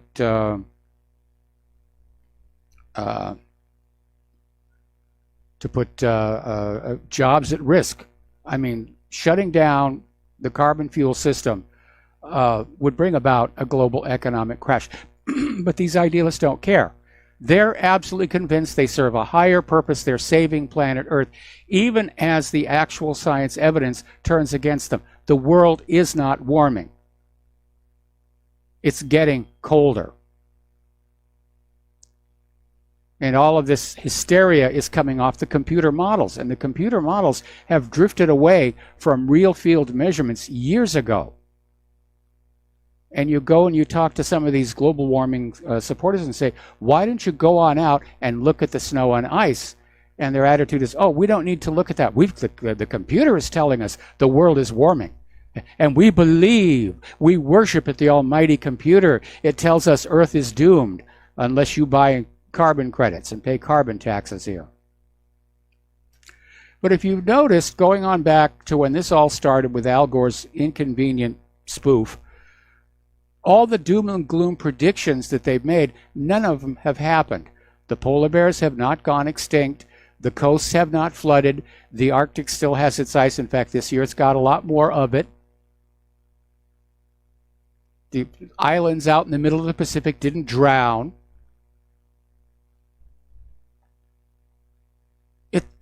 It's a fantasy.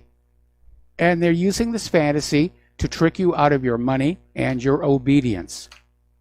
Because that's how politicians operate. Take something that happens naturally and normally, declare it a crisis, and offer to sell everybody a solution. Got to take a break for station identification. Back with our guest after these few words. And aloha, America. Welcome back to our show, hour number 3. And joining us on Skype right now is Tom Kaczynski. I hope I pronounced that correct. Thanks, Mike. Kaczynski is correct. Kaczynski is correct. Okay. And Tom here is the author of a book, After Trump, How Nationalism Can Save America. And a mutual acquaintance basically asked me to get Tom on the show, and he sent me a copy of the book here. And it does ask a very important question. Right now, with Trump in office, we're seeing populism and nationalism gain ground in this country. But what happens after Trump leaves office? And the left basically tries to reimpose their vision for the future of the country on us. So, Tom, why don't you just give us a little bit about yourself, your previous books, and why you wrote the book? Yeah, I'm happy to do that. So my earlier books were Someone Has to Say It, The Hidden History of How America Was Lost, which was looked at the last 100 years of what had happened in America and how, Marxism really took root in a lot of different places. My second book is called The Coming Civil War, And it's kind of a difficult, darker book, but it talks about the challenges and the cultural battles happening between the left and the right, and the basic argument that, you can't have culture divided against itself and stand. And that's really what led to After Trump, which was people challenged me to figure out a way to figure how we could have success in the future. And it turns out the key isn't that complicated. It's to embrace nationalism and to really move away from the sort of way of thinking of things where you're going left versus right all the time, although I do lean right myself, but more to a way of thinking about things where you root it in what helps our people rather than what system works best. And I specifically say this with regard to the Republicans out there, because so often they've been in love with free market ideology or a form of libertarian thinking that hasn't necessarily been so effective. And Trump sort of showed a different way, in that you could reach out to workers on a pro-America message and really have the capacity to build a much larger tent that's maybe shaped a little differently, but actually holds together quite better. So I put that together as my third book this year. And just to give a little more background about myself, I previously had worked as a town manager up in Maine, and I ended up losing my job about a year ago because I had said that I did not think Islam fit very well in America, and I had made a number of other politically incorrect comments. So I've had a very interesting year in terms of putting things out there, but I've also had the time to think now and offer some ideas that I hope are helpful to asking this important question, which is that while Trump has changed the paradigm, what we don't see is a Republican Party that is shifting to match him as quickly as it should be. Yeah, I've noticed that. But then I'm not surprised, given how during the 2016 election campaign, the GOP was never really supportive of him. They were pushing originally Jeb Bush, but he kind of flamed out. Then they were pushing Ted Cruz, even though technically he can't be president. And they were pushing, the traditional insiders, the good old boys, the parts of the network. And Trump basically came out of left field as an outsider, which was his attraction to the voters. And so the GOP didn't support him all that much then. They're not really offering him much support now. And it's another example about how the personal animosity seems to be trumping any other agenda when it comes to members of Congress making any decisions. I think so, and I think even more deeply than that is there are permanent interests that work to make sure the parties never fully represent the interests of the people. And Yes. For a very long time, the Republican Party has really been beholden to its donor base, who gives us candidates like Jeb Bush who want open borders and low taxes. And it might be a little bit not generous to say this, but even when you look at Trump's first 2 years, his signature policy achievement was a tax cut that any Republican would have been happy with. And I think a lot of people, myself included, are disappointed that he didn't work more firmly for action on immigration before, because now that we have a Democratic House, it looks very difficult to achieve that. Yeah, I'm in agreement there. I supported Trump, by which I mean mostly I didn't want Hillary to get into the Oval Office. But I have to be very honest and say that Trump has been a bit of a disappointment. Now, I know he's been preoccupied with all of these incessant ongoing attacks on him, from the resistance, the Russiagate stuff. He's definitely in the hottest kitchen in the world right now. But he's failing to deliver on the promises he ran on. He's trying to deliver on immigration, which is why the same Democrats who 5 years ago voted for a border wall are now voting against it. They don't want Trump to have any political victories going into 2020. They are willing to just sacrifice the country itself to maintain their grip on power. Well, the interesting thing about Democrats today is you have to question what their loyalty to America is. And I say this not as a light accusation, but because of the fact that they literally want to give more rights to non-citizens than citizens. You look at overwhelmingly Democratic states, how they run sanctuary cities, how they provide social welfare for illegals, and how they refuse to have law enforcement protect the people of this country. And when you look at the voting patterns across different groups, and you see how many of the illegals, as well as legals who come here, actually end up voting Democratic, you begin to understand why they're fine with having as much crime as necessary. These people are their voters, and they are not going to go ahead and speak against anyone they can bring in here. And it's sort of a scary and difficult thing to reach a point where one party explicitly now is embracing what I consider to be a replacement strategy rather than fighting off what is an invasion.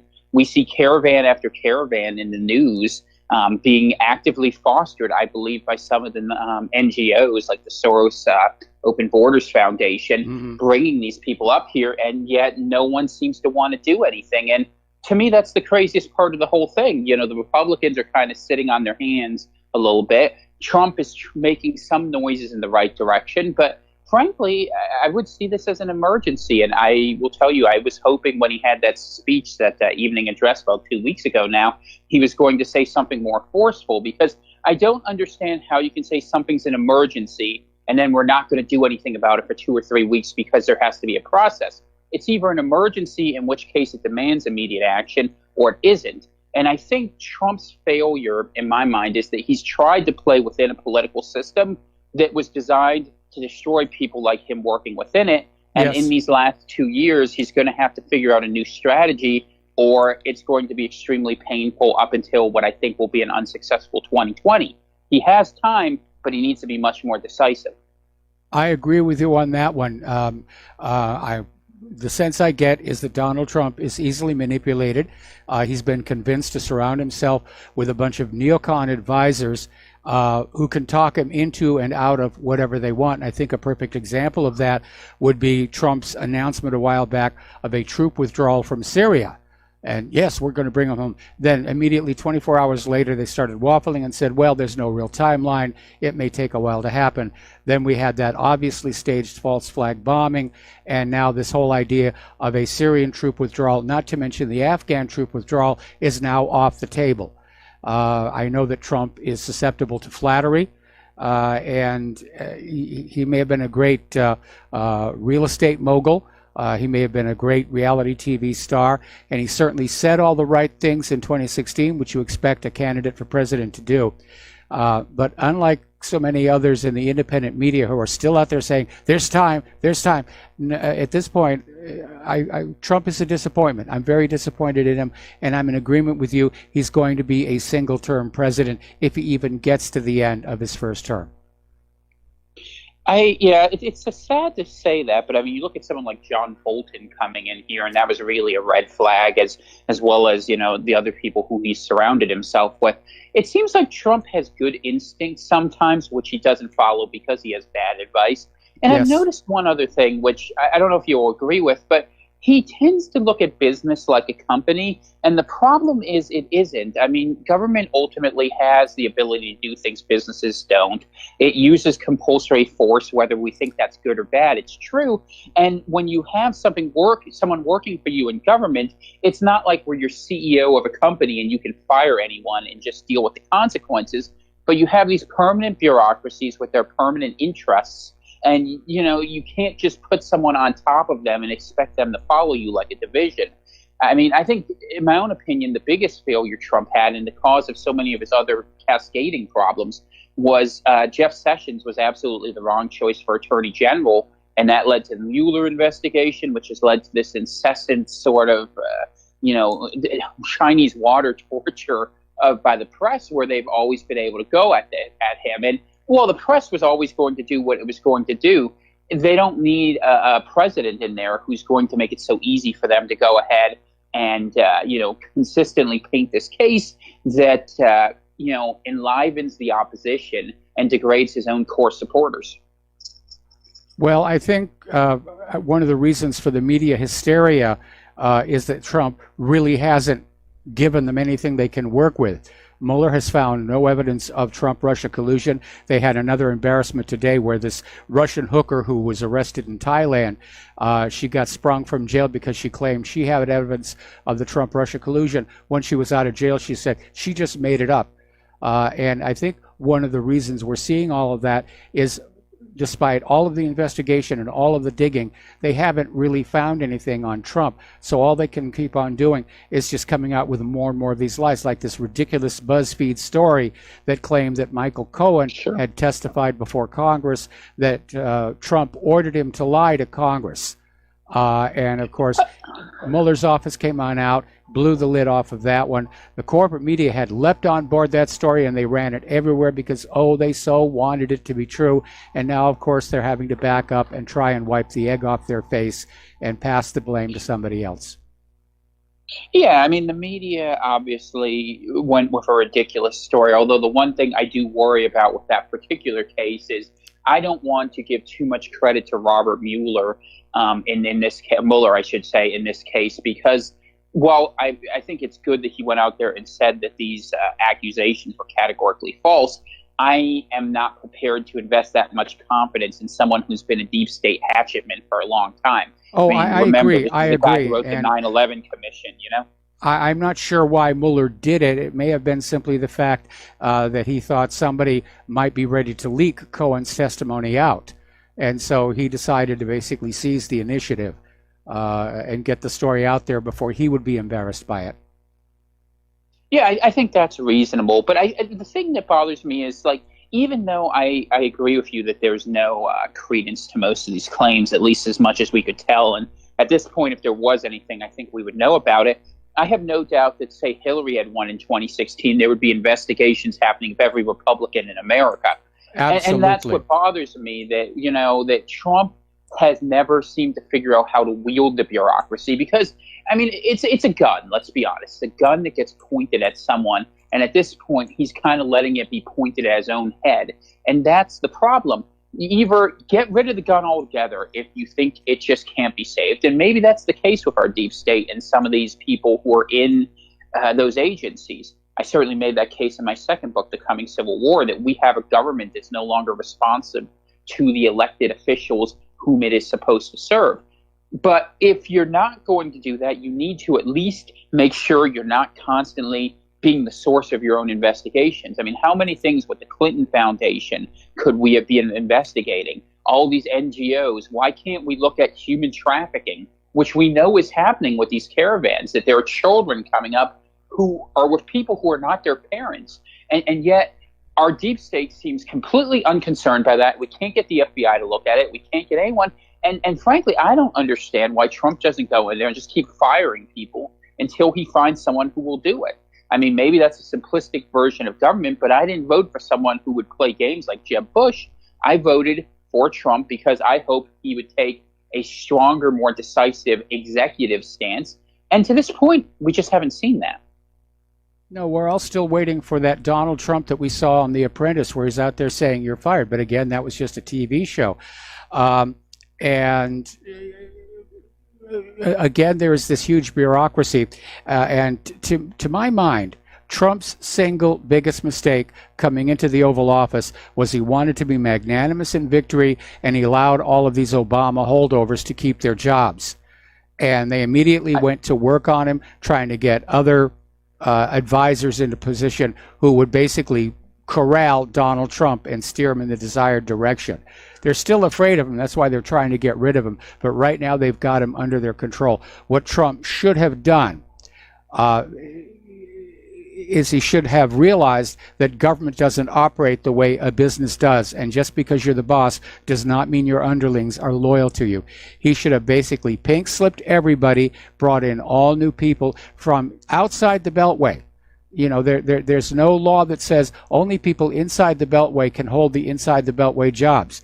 What they do with those jobs, there are talented, capable people all over this country who could take those jobs, and they would come in without those compromising connections. They're not linked to the Clintons. They're not linked to Soros. They're not linked to the CIA, and that would be the kind of staff Trump would have needed to have. But unfortunately, he made that mistake, and I think it was the biggest one that he did, and he can't undo it.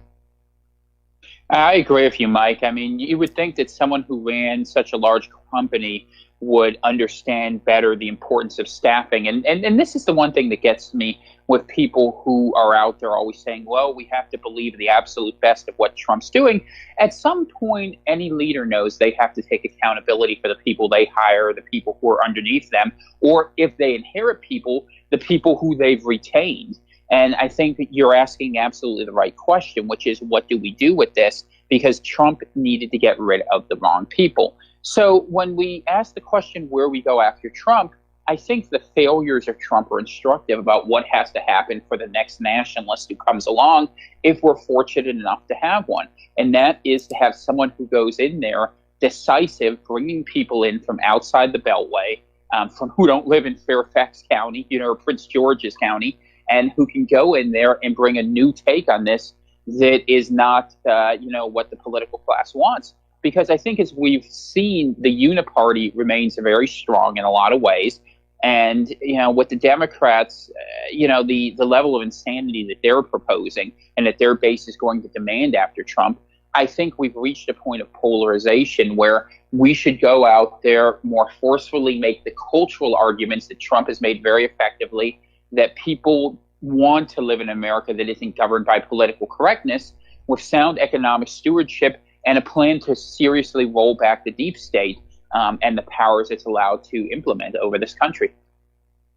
Oh, I absolutely agree with that. One of the things that I think illustrates Trump's weakness as a leader is apparently he was listening to William Barr's confirmation hearing in Congress. And apparently when Barr came on out and said that he was good friends with Robert Mueller, apparently it took Trump completely by surprise. And so my response was, does anybody in the White House not know how to do in-depth research on somebody before they're nominated to a key government position? And I can understand that Trump himself might not sit there at the keyboard and do the digging, but certainly somebody on his staff should have. And maybe they did, and maybe it simply wasn't shared with Trump because they want William Barr in there, because he too is another one of these cover-up artists. He was linked to Ruby Ridge, definitely one of the deep staters. Well, that's the problem. I mean, you sort of wonder if the mandarins around him are creating a bubble where he doesn't even know what's happening. I mean, let's look who he's had. Reince Priebus, who was his first chief of staff, who was a Republican Party hack. And then we had John Kelly, who was, lauded by the media as a responsible voice, which is usually a tell that he's on their side. And at this point, it seems like, as much as anyone, maybe Jared Kushner is the one who serves as an intermediary, who's the informal chief of staff in a lot of different ways, yes, who's controlling what gets to Trump. And, I don't think he understands half the problems out here. I'm out on the a little bit farther on the right than some people, some things I post. And what Trump doesn't seem to know is we're fighting a war against censorship right now, yes, where the First Amendment is under attack. And I'm sure Republic Broadcasting deals with it too. I talked with John about it. It's absolutely crazy. And yet the Republicans don't talk about it. They don't know anything. And at the moment the media piles on, they will gladly signal against anyone to their right. But you never see the left do that to their own. They don't eat their own. Okay, Tom, we got to take a break for commercials. We'll be right back. And aloha, America. Welcome back to our show. We're talking with Tom Kaczynski, author of the book After Trump, How Nationalism Can Save America. Well, I think we're both pretty much in agreement that Donald Trump, either because of his own personal weaknesses or because of the machinations of the deep state, has been rendered pretty much impotent. And I think this whole standoff over the border wall, it's all about political chest thumping. And it's not really about immigration or protecting America or any of that. And as you mentioned before, the Democrats want the open borders because they want those Democratic voters to just pour on in. And if you look at this resolution they just introduced in the House of Representatives, it basically guts all protections against election fraud. And we had, back during the midterms, Democratic leaders openly saying, yes, we count on the illegal immigrant vote to win. Well, illegal immigrants aren't supposed to vote. So we have a government that is itself gone outlaw. and definitely does not follow the Constitution and the Bill of Rights, which to me means the U.S. government has already made itself illegitimate, and now we just have to sort of figure out a way to limit the damage. I don't have any expectations Trump is going to reverse the trend for the remainder of his term in office, and I do think he's going to be a one-term president.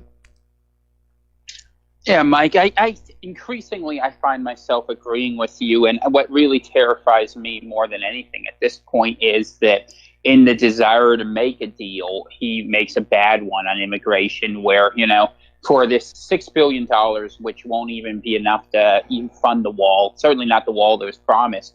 And from the best estimates I've read, where it would be somewhere between $20 and $30 billion, not enough to fund the wall at all. He might offer, amnesty to the DACA people. He might offer a wider amnesty. And, as the government shutdown continues, the drumbeat is going to get louder. And frankly, I think it's fine if he keeps it shut down as long as he needs to.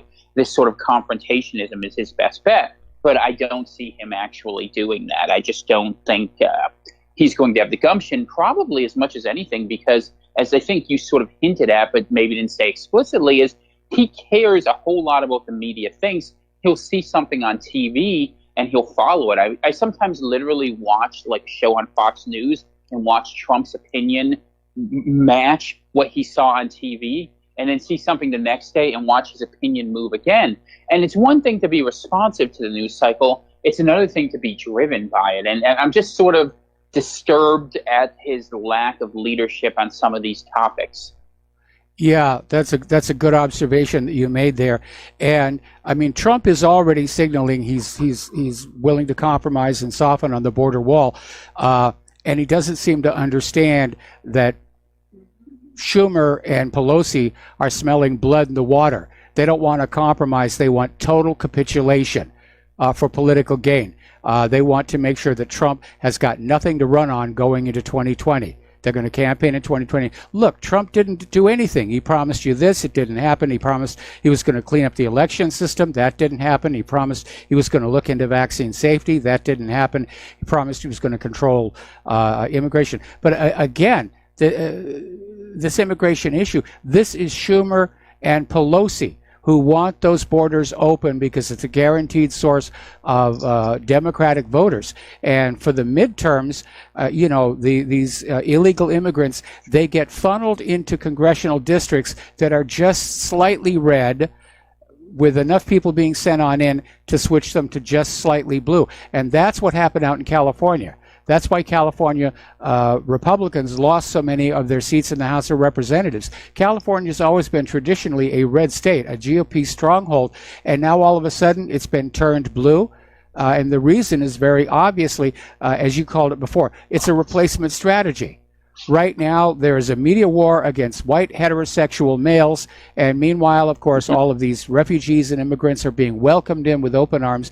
They're being treated by our government, or let me say, the government, better than that government treats our own legal American citizens, especially our homeless veterans.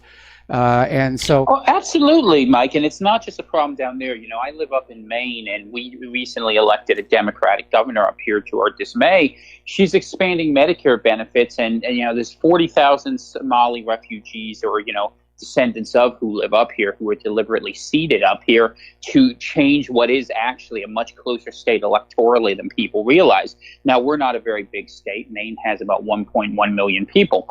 And what, a group like that who votes as a bloc can be decisive in changing things, where we had elections that were lost by 10, 20,000 votes.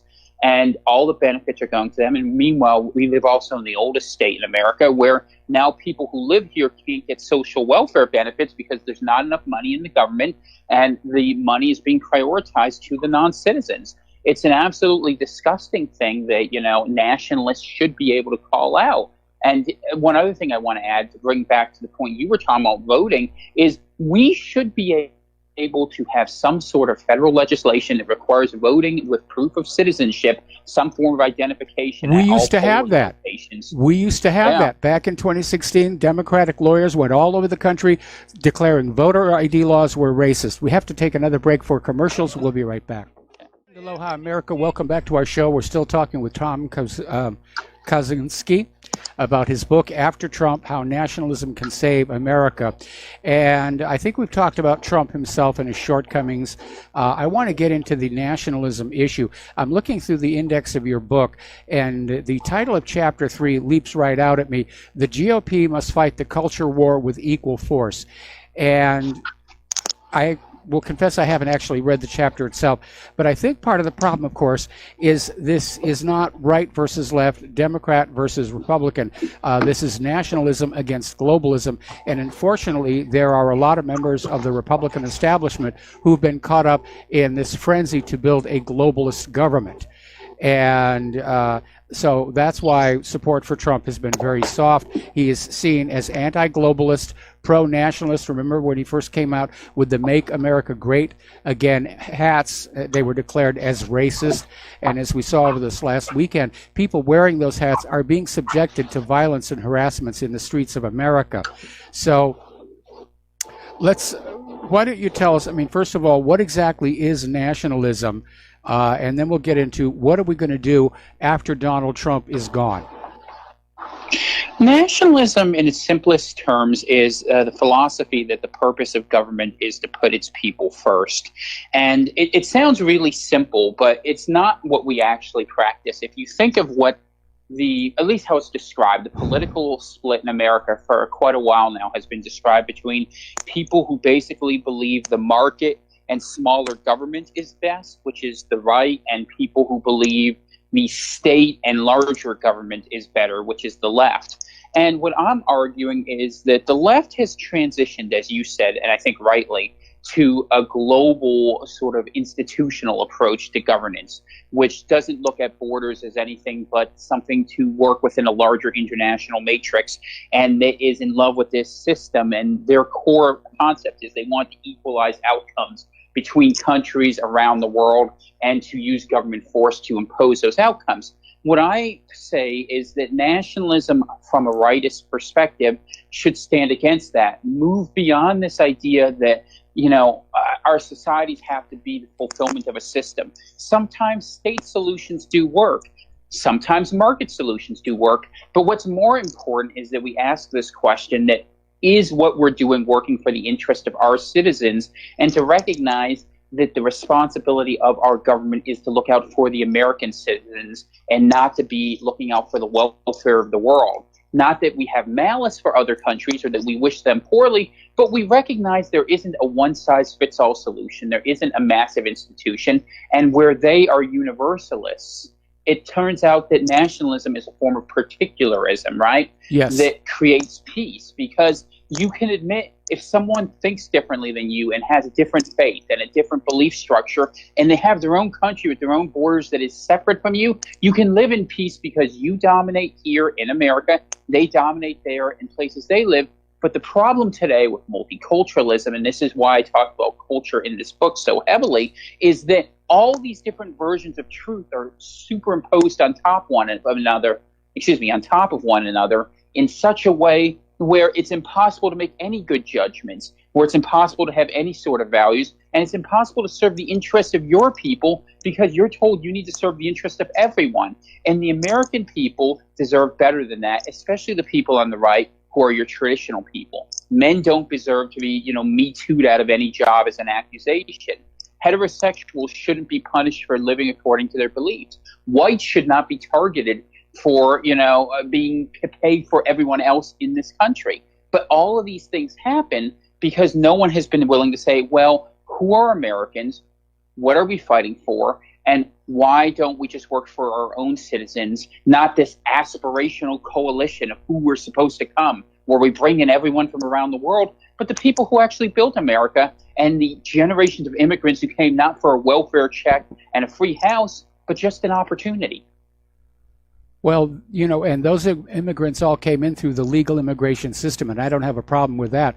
One of the issues that we need to keep in mind is at the core of liberalism is the belief that it is a one-size-fits-all solution that can work. And of course, it really doesn't. We can see that from the increasing tension between the liberals, PC warriors, social justice warriors, and everybody else. It sounds like a really good idea, but it doesn't work. And that's because human nature is going to be human nature is going to be human nature. And that is something liberals absolutely deny. And this, of course, goes back to Margaret Mead's book, Coming of Age in Samoa, which laid the entire academic groundwork for liberalism by saying that, yes, if you change the environment the person is living in, you can change how they feel, how they think, how they feel. But Mead's book was a fraud. It's been discredited many times. But yet that idea that if liberals simply change the environment enough, everybody will be happy, that's really what's behind all of this political correctness and social justice warriors. They're trying to change the environment. It's something they think everybody can be happy in. Of course, it's making them happy. They're happy in it. But for, as you mentioned, the heterosexuals and us white males and a lot of other people, we're not happy in it at all. We're not allowed to live our lives the way we see fit. And it's not like we're going on out and being, violent or anything like some of these liberal activists are. We just want to be left alone to live our lives the way we see fit. And the problem with that is, if we're really honest, we have been in flight for 60 years. I mean, look at every major city in America. They're dominated by Democrats, and not liberal Democrats, progressive socialists. Let's be very blunt about who runs these cities. And most of them have been in states of decay, high levels of crime, all sorts of different problems. And we have retreated to the suburbs, and now we've retreated to the country. And what I think we're reaching is a point where we need to get out there, articulate an alternative, stop apologizing, stop being afraid of labels. I mean, I've been called every label in the book. I'll tell you the truth. I'm on the hate list of the SPLC, the ADL, and I've been called every name on the book just because I said Islam isn't compatible with Western civilization, a religion whose founder practiced pedophilia, who, currently practices female genital mutilation. And in fact, I'll tell you something even crazier. Up here in Maine, they had a bill before the state house to ban that for the protection of women, something you would think the left and its feminist supporters would want. They blocked it. And it's absolutely crazy, but they have become so beholden to this universalist belief and this victim culture where you have to allow anyone to do whatever as long as it isn't part of the traditional group. And I think people are just so sick of it, and they want people to stand up and say, hey, these are my beliefs. Call me what you want. I'm not going to let your labels stop me from succeeding. That's how Trump succeeded. Mm-hmm. And if he had followed through, I think he would have been a great president. But it's indicative of how we need to succeed going forward, which is we need to wed nationalism with populism, where we go ahead and serve the interests of the people, speak to the things they're concerned about, find legitimate answers, and stop bringing in these people who do not belong here. And I will say something that I take as a stronger position than some. Frankly, we need to stop legal immigration, not because the people who are coming here are bad, but because we haven't integrated any one of the 40 million residents we currently have living in the United States who are not born here, because we don't even have a culture of our own to defend anymore. And we don't have an economy to even support them. And it's just a huge, huge drain. And again, we're seeing the Democrats, they don't care about any of this. They don't care about the contagious diseases being brought in. They don't care about the increase in crime. They don't care about the rapes that are going on. All they care about is having these illegal immigrants who can be counted on voting demographic to cement their hold on power. We're going to turn into a single political party state like the former Soviet Union. The GOP, they're just going to fade away. And I'm sure at the last second, they'll switch over and say, oh, well, we're going to join, with the Democrats. And it'll be one party, one country. If you look at where the voters are coming in, what's happening with the 2020 census, including the recent ridiculous ruling, you can't ask if someone's a citizen and determine the allocation of congressional votes. But just look at where the people are, how the votes are changing, and demography changing. Where about every 4 years, the population, due to immigration and birth rates, is getting 3% more Democratic. Come the 2028 election, we will not be able to see Republicans win elections at the national level anymore.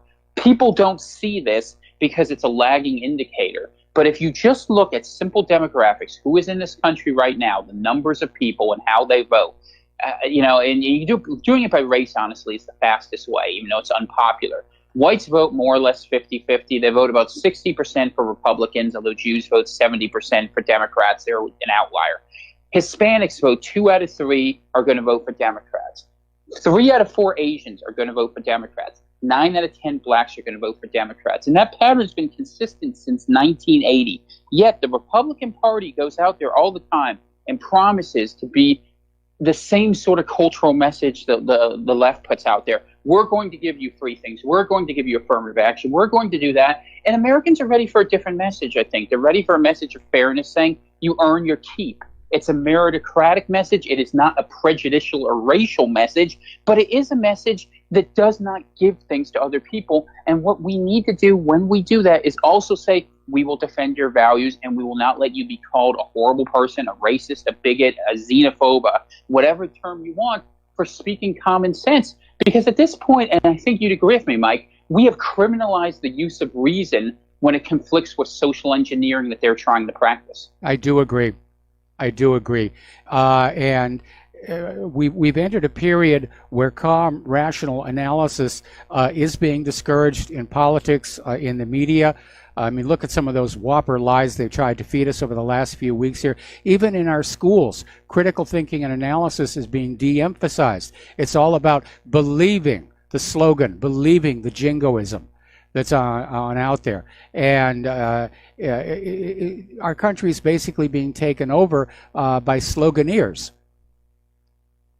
Well, and the thing that's really horrible about it, as we see over and over again, and this goes to the totalitarianism you were mentioning, is any problem the government creates, they suggest the solution is more government and more government agencies and more government intervention in our lives. Like it's a parasite that feeds on itself because it's trying to realize an irrational goal.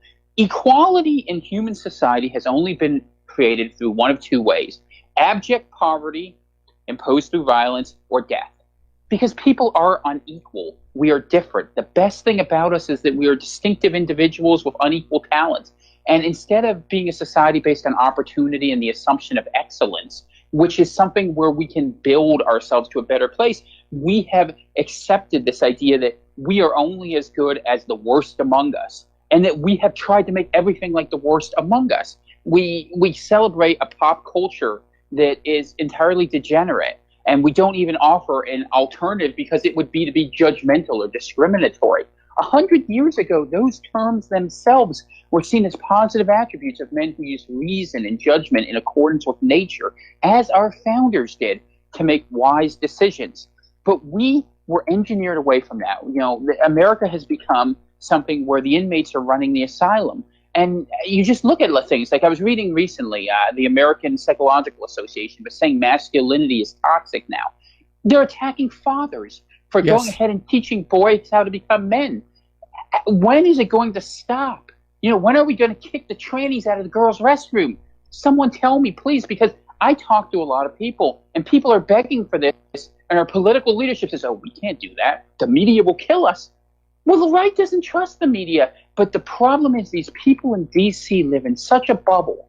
Even the people who we elect, they go there and they forget where they're from, they forget that message, and I think that's what we need people to say. Nothing radical, just the historical wisdom that everyone has known, and everyone in their heart still knows. Only a few people believe these crazy things, but no one's willing to articulate the counter-argument because if they do, they get attacked, they get labeled, they can't get jobs.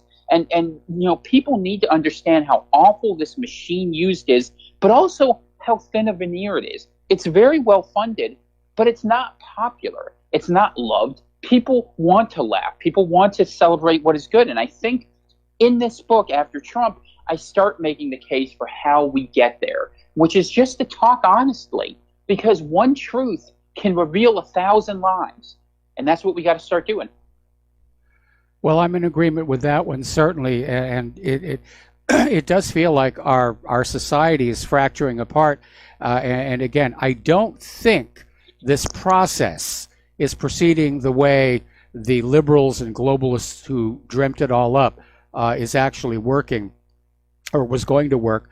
And I think that's one of the reasons why we're seeing all of a sudden this more intense push to go after white male heterosexuals. And you're right, this idea that masculinity is toxic, and they're literally out there saying that we have to teach young boys to be more like young girls. And that's not going to work on out. The other thing, too, is watch any commercial on TV. They're teaching young girls to be like young boys. Every girl is an athlete. Every girl is out there physical. And I watch a guy on TV. The only time I ever see a white guy on TV is if he's a doofus or he's carrying around 6 kids like the wife used to do. And that is no accident. People need to understand there is a deep engineering project happening here to conflate everything into being like everything else so that we can't make judgments. Like, for instance, the other day I was watching people having a debate about whether it was okay for a 7-year-old who was identifying as transgender to get sexual therapy. And I was like, why aren't we missing the point that we're sexualizing a little kid? But they put so many layers, and this is cultural Marxism right out of the Frankfurt School. They use language in ways that confuses the intellect and reason, where you end up arguing these nonsensical things that are so far to the left, you don't realize all the points you've conceded along the way that remove you so far from rationality, you can't comment. And I think that's why so many people have just given up on politics and have become apathetic, because no one ever made a moral stance on just the simple thing that there are certain things that are just true, whether we like them or dislike them, but we like to pretend that we can make anything whatever we want it to be and that that's truth. And if you set a fiction at the heart of your culture and society, which is the problem of Western civilization in America and in Europe, frankly, how are you going to hold it together? And the answer is, even if a barbarian came in, someone who came from the third world, and I'm not saying this to be mean, but who just recognizes up is up and down is down, well, that's how you lose a civilization, to decadence where you don't even have a connection to reality anymore. And our people need to get real very quickly, because if they don't do it now, when the left takes power, they will force you to do so on their terms. You're absolutely right about that. We have to take one more break for commercials. We'll be back with the last segment of our program after these few words.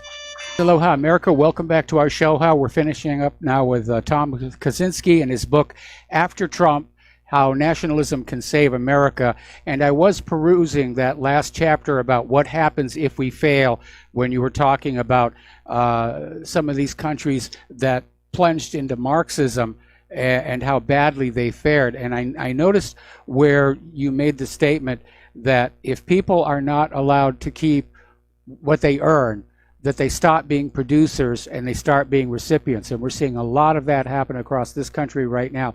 But in the end, it all comes down to a situation. Who's going to pay for it all? If everybody is on the government dole, where does the money come from? Well, you know, the funny thing about that, Mike, I think, is when that happens, nobody pays for it. What happens is people start taking, and what they'll start with is the easy stuff. They'll take the money that's out there, any money that's saved, you know, they'll start selling buildings. I mean, we've seen cities go into decay. It's a good example of it. They start selling off their valuable assets to go ahead and pay for things, and then they sell off the non-valuable ones. And pretty soon it gets to the point where no one's being taken care of. And that's where we will go. We will get to a point where the people who can afford to leave will, the people who can't will stay, and they'll stop doing things. And we will reach a point where America, which we used to be a wonderful first world country, will succumb to something terrible. I think a good example for people to look at, if you're not familiar, is South Africa, which was a prosperous first world country in 1980 and now has declining standards of living, has regularized institutional violence. Some would argue white genocide happens there, that land appropriation bills are being put where literally land that has been privately owned for hundreds of years is being stolen, and where I think last year they almost ran out of water in a city that sits on a river, which just shows you how crazy it's getting. But this is what happens. You end up with Potemkin villages when you place ideology above production and you don't allow people the opportunity to keep what they earn. I think that, unfortunately, we are going down that direction. You look at someone like Ocasio-Cortez, for instance, who's arguing we need a 70% tax rate and that we need to have a Green New Deal that has no energy production, but that instead goes ahead and pays for health care for everyone. Well, I don't know how you bake a pie out of nothing but hopes and good dreams, but that's what these people think. And I don't blame them, because they were raised in an education system that never introduced them to the idea of reality. many people, as impolitic as it was to say, were raised by parents who either weren't there or maybe one parent, by schools that gave them substandard education without the ability to think, a common core curriculum that's designed to teach you to function at a minimal level. And people don't know any better. And unfortunately, we now have an ideology where that which most people support, we consider to be the best solution. So instead of choosing excellence, we choose numbers. And it's the old saying, if everyone jumped off a bridge, would you do it? Well, we're going to find out here in America unless we change real quick, because everyone looks like they're putting their diving caps on to me. I wish I was more optimistic, but it's difficult to look out there and feel happy about where things are going, you know? If anyone's interested in my books, please check me out at nationalright.us. I appreciate that, and contact me at tom@nationalright.us. My books are available on Amazon. And Mike, thank you for having me on. I appreciate it. All right. Thank you for being on the air today. And that's the end of our show. Stay tuned for John Stadmiller. I'm sure he's got lots of interesting things to share with you. Please take what you learn here, share them with everybody else. And please donate to RBN. Donate to whatreallyhappened.com. Have a good rest of Martin Luther King Day. We'll be back tomorrow. Aloha, America.